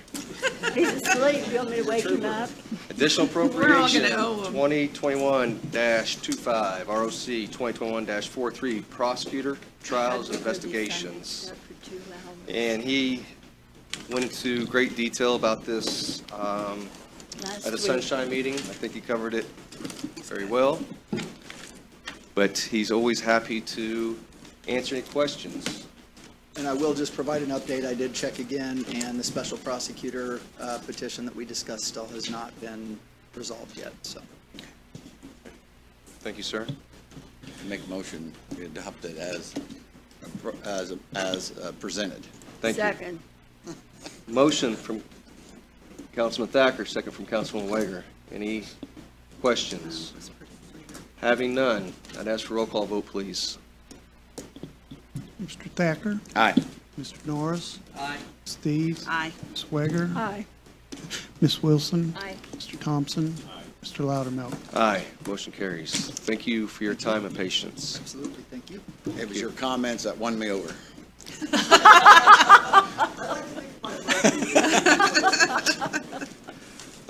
Resolution of reallocation of existing appropriation 2021-16, ROC 2021-44, Vigo County Auditor. This was just That's- funds, right? This is the transfer. It's to cover, to use COVID money to transfer for overtime and such to the payroll accounts to cover what we've already spent. Everybody remember the request last week? It was pretty clear. Any questions for Mr. Bramble? Because there are none, we have a roll call vote, please. Okay, have a Mr. motion. Thacker? Motion to approve. Oh, whoa, I'm getting a little ahead of myself. How about a motion first? I'll Then we make a can- motion if Yeah. that. Second. Councilman Thacker, Councilwoman Wager, second. That's how we do it. Yeah. Any questions? Could I now have a roll call vote, please? Mr. Thacker, Aye. Mr. Norris, Aye. Ms. Thies, Aye. Ms. Weger, Aye. Ms. Wilson, Mr. Thompson, Mr. Loudermilk. Aye, motion carries. Thank you. Is the sheriff still here? Yes, he is. Salary Ordinance 2021-15, ROC 2021-45, Vigo County Sheriff's Office. He's on overtime. President Loudermilk, members of council, Chief Fell spoke on this last week. If you have any questions, I'd be happy to answer them. I think he, again, I think it was pretty clear to council last week, the discussion we had. If there are, I'll do this right this time. If there are no comments or questions, I'd ask for a motion to approve. So move. Second. Yeah, we're going. Motion on the floor by Councilman Norris, second by Councilman Thompson. Are there any questions? As for roll call vote, please. Mr. Thacker, Aye. Mr. Norris, Aye. Ms. Thies, Aye. Ms. Weger, Aye. Ms. Wilson, Aye. Mr. Thompson, Mr. Loudermilk. Aye, motion carries. Thank you. Thank you. Thank you for your time. We have resolution reallocation of existing appropriation 2021-17, ROC 2021-46, Vigo County Council. And as we discussed last week, that was for, it's essentially set aside the appropriation of funding for a vendor for the employee compensation and classification study. Are there any questions? And that is, yeah, we were just kind of clarifying, that's just to put the funding aside, not the actual vendor. Correct. This, Correct. yes, Okay. the request does not include a vendor. Okay. It's just for the funds itself. With that, I would entertain a motion to approve. Second. Motion on the floor by Councilman Thompson, second by Councilman Norris. Any questions? As for roll call vote, please. Mr. Thacker, Mr. Norris, Aye. Ms. Thies, Aye. Ms. Weger, Aye. Ms. Wilson, Aye. Mr. Thompson, Mr. Loudermilk. Aye. Motion carries. Thank you. Next, we have honorary resolutions. There are none.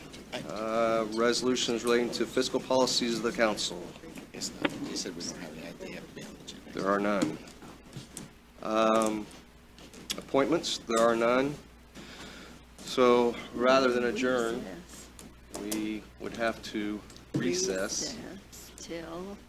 And this might be another point of contention, huh? And before we get ready to recess, can I ask a question about the honorary resolutions? I've heard some discussion about the casinos, and I was told and I don't know if it's by an official, but if we want to make the gaming commission won't listen to anything other than a resolution. And I didn't know about how to get it on the agenda, or we hadn't talked about it, but is that something, if we, and the only reason I bring it up now, if we recess, then can we address something like that, or does it have to be advertised, or, I just don't know. We got it. We got it. Advertise during our rules vote, pass rules to do it, I think. Okay, and that's the only reason I bring it up is I can, if it's suitable and we do have one for budget and we can do it, then I'm just wondering, because I think we all supported a letter of support, but if the gaming commission doesn't look at a letter of support, but they would look at a resolution, I just wanted to get the feel for everybody on that, for a casino. I think we have one. Calissa went to get it. Oh, we do have it? I just saw her take She off. got up when you mentioned that. So I thought maybe that was when that was on there. Yeah, I didn't know if that was just a placeholder or if we actually had something. Talking, so we'll- Well, while you all are looking at dates, I'm just going to give a shout out in this moment to my son who's celebrating his 16th birthday. I'm sure he's watching at home. he's not watching. Hopefully he right? saved me a. He checked out a long time ago. He's He kind of checked a out a long history, time ago. he likes his history government, but he better save me a cupcake and some lasagna, so. You better send him a text, Marie. He's not watching at this point. He's playing on his new gaming system, 16, my sweet baby. So we celebrated yesterday, so. He might be, you never know, I'm sure he's saving me that cupcake. Bologna lasagna too. So.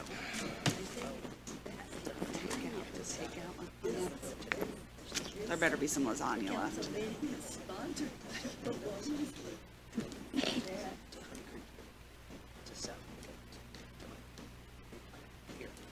So do we need to look at a date? for- Yeah, I think Ms. Miller had stepped out, but I think we need to figure out a date. So Is the, If we truly want the auditors and Calissa there, I hate to ask them at an evening, and so if we're doing it this week, I hate to see an evening, and we can look at next week if you guys are looking at evenings. I don't know what everybody's schedule is. I was to say, there's a time problem, though, right? Oh, it is this week? Oh, next week. Oh, they're gone next week? Oh. Which one's more fun, the auditors conference or setting here? Or a root canal. Or root canal? Gee, I don't think they're gonna have a tough one debating that. That one you get to sleep at least. So we looking at this week?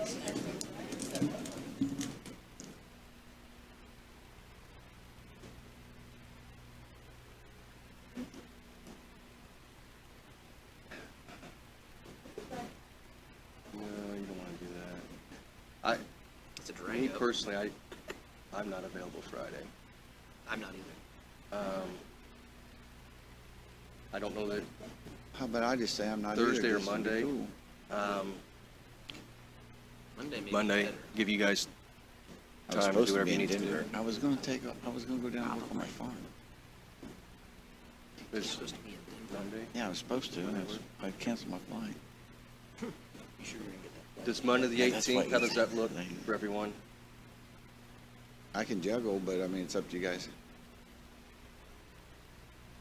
That was Monday? Do we have a preference in time? If I could possibly get someone to cover if I need to, but, if we can go, I mean, like, even if I could hit like 3 o'clock, that would be good. But if you need to go earlier, I'll deal with it. You have a board meeting? Yeah, it's fine. I think How it, late do you guys need, how if we- early do you need it? How late do Oh, you no, need it? no, Monday I'm good. I can skip this. I'll just take over time. school board.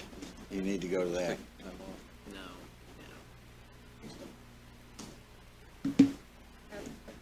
He said Monday's start fine. passing these down. What time do you do? Well, you guys are, I'm gonna have to rearrange everything, so I'm good whatever time. Monday? Did you get yours? Call from you. Yeah. Oh, you got yours right. This. the resolution that she gave you? I passed mine on down because I wanted to share. She was printing more. Pass those down. She said she was printing more. She's printing more, but here comes a resolution that she had ready. So, how about, what's everybody got on Tuesday evening? They I'm have good. they're gone. No, tonight. I'm sorry. It was a joke. I was just saying, what have we got Tuesday? This is a joke. Oh, I withdraw that. I passed mine on down like a nice I gentleman. passed mine on too. Yeah, we're like chivalry's still alive. Thank you. Ouch. I'll tell you. This is a great idea. Mr. Effner, Did you just write this Would- up? would Monday, the 18th work for you? Does that work for you? I'm getting leg spasms.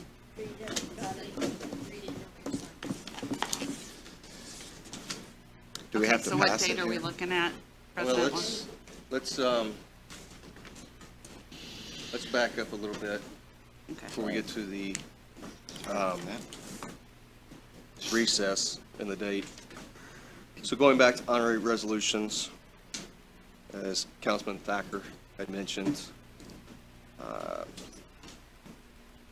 information about a resolution concerning the casino.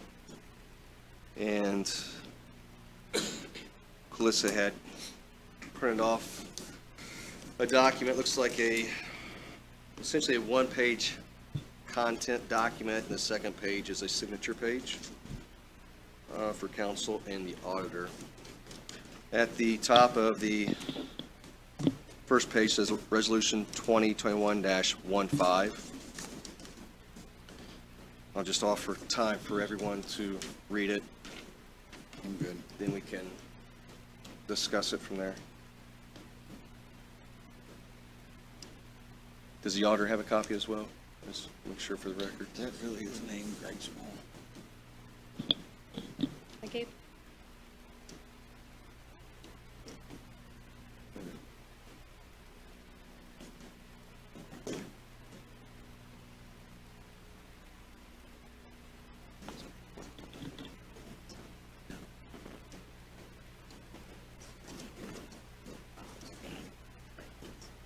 I think this has more. Yeah.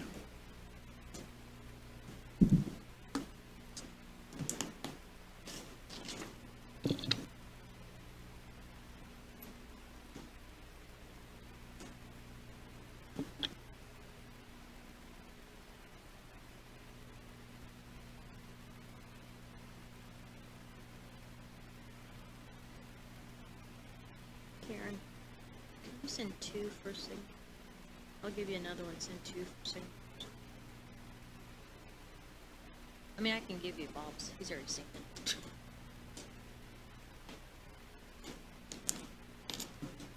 I want two for signature.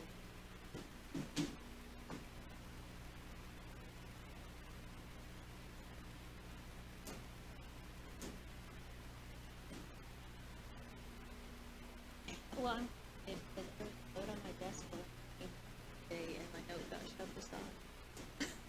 Because it was like, do this on Tuesday morning. Get it.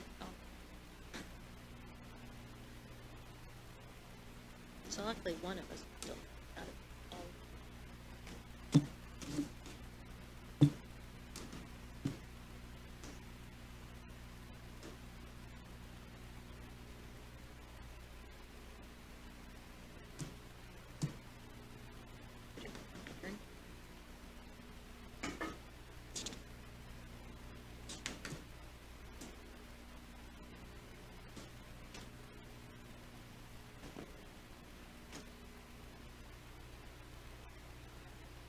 I assume everybody's read it because I am a slow reader and I am finished, so.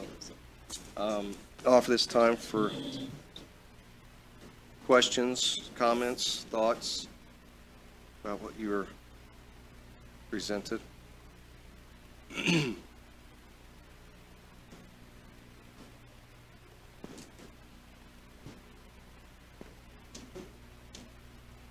They have two.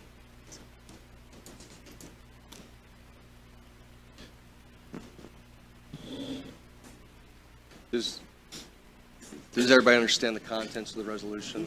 Are there any questions about the contents or what a signature or vote in support of this means?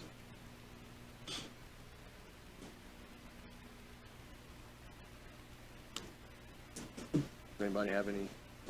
I just wanted to Thoughts? say is one of the things that I was educated on recently is that this entity has agreed to work closely with the CIB board, with the new convention center. And I think that's a pivotal part of the growth of the community. That's why I had that interest in doing that. So I think it's a great that Melissa had this prepared for us, and hopefully we can pass this and sign it. Thank you. Mr. Effner, I'm sorry, is there anything else? Councilman Thacker? Is there anyone else? Would this require a suspension of the rules to pass?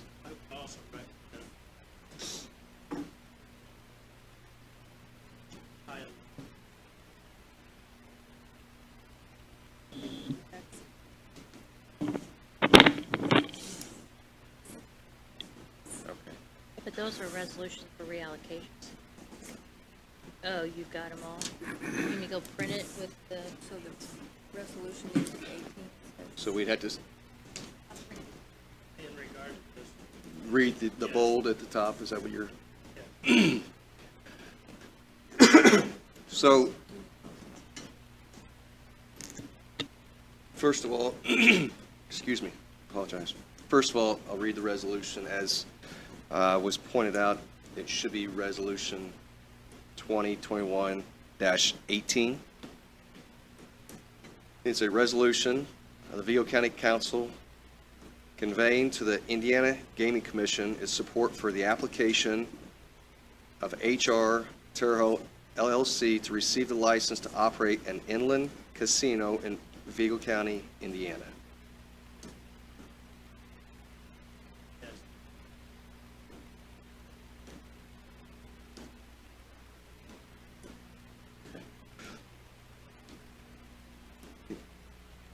Liz is getting an update, and then we can move forward from there.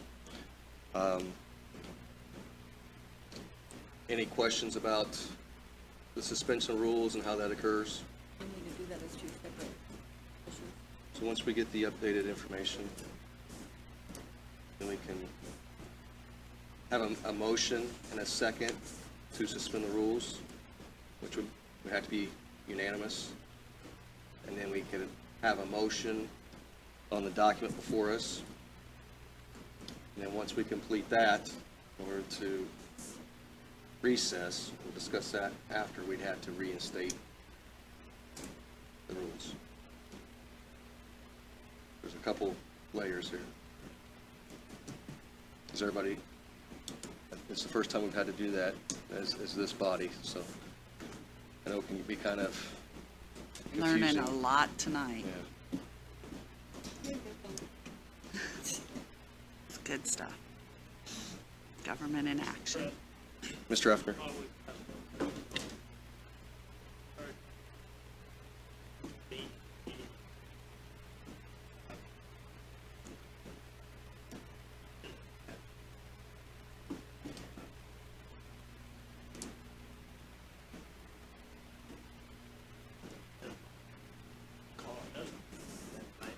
Sure.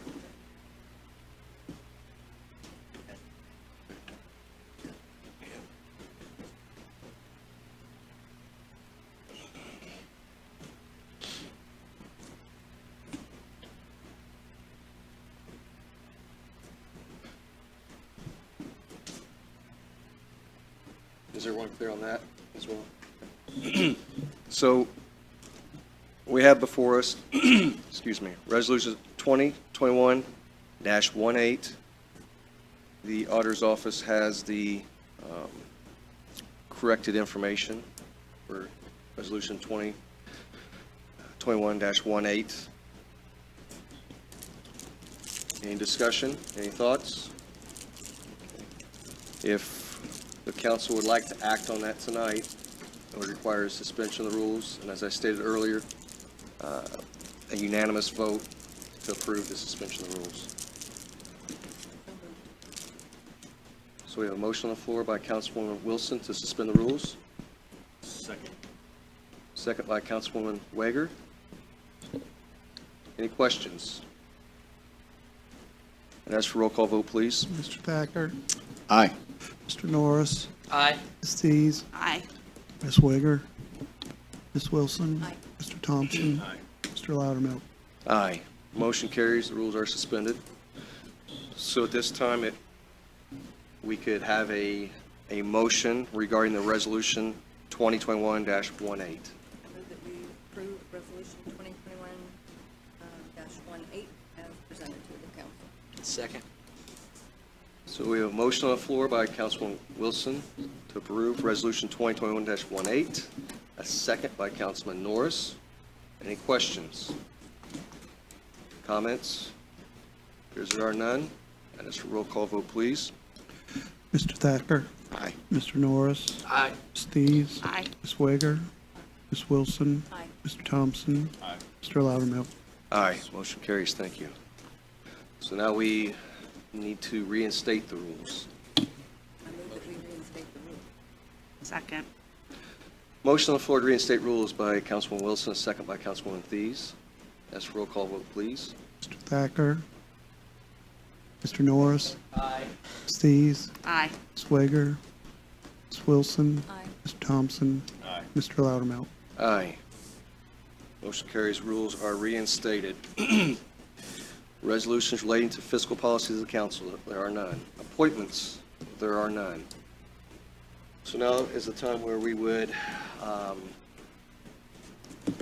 entertain a motion to recess with a date and time, and we would recess this meeting, as Mr. Effner had clarified, with the same agenda that we have tonight. So, clarification question, when are you guys going to be on? Tuesday through Friday. And that would be through the 22nd, so you'd have the following week to prepare everything and get it submitted, right? The 25th through the 29th? Well, it has to be in on the 1st, is that right? No, because they have to have it within 5 days. Okay. So 5 days is when we, Pass so it. that's going to cause an issue if we, Well, if we in, do it before Monday. in theory, if you adopt it as what they presented, all they have to do is go in and upload it. In theory, As far as the salaries? you know, you're not doing salary ordinance. You're This doing is a budget. appropriation only. I know there's discussion about Monday, the 18th at 3 o'clock, and I don't know how everybody feels about that. I know that was, when we had a little bit of layover of time, that was what was kind of kicked around. Does that work for council? I think the auditor's office is here that day, Ms. Miller, Mr. Effner. October. Does that work for you, Councilwoman Thies, with your schedule? I'll get someone. Yeah, I think the idea was to maybe They'll be drunk. not keep the employees over after hours again. It's so 3 o'clock. Or try not to anyway. Council. Hopefully. So if there's a motion, I'd entertain that this time. And that's this room, I'm sorry? and it's this room. You're supposed to include the Oh, place yes. too. I I'm sorry. make a The place as motion. well. Apologize. It'll be coming your way. President Loudermilk. Councilman Norris. I yes. make a motion that we recess from the meeting this evening and reconvene on Monday, the 18th at 3 p.m. in the county council chambers. I second. Eastern Standard Time, correct? Eastern Standard Time. Eastern Standard. Thank you. I might be a couple minutes late, so forgive me. Oh, you're on I'm Travis. gonna, I'm Travis gonna knows be how to on do that. Travis time. Yeah, Travis knows how to do that. Ask him how to get through that.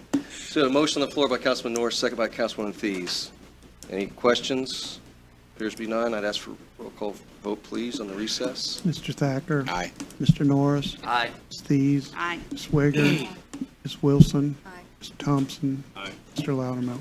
Aye. Motion carries. Meeting will reconvene Monday, the 18th at 3 PM in the council chambers.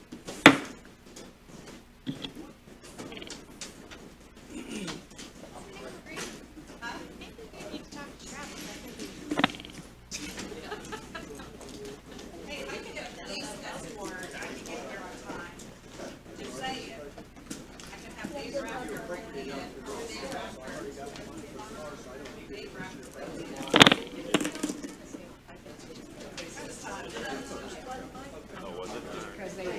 All right. I think it was. Awesome.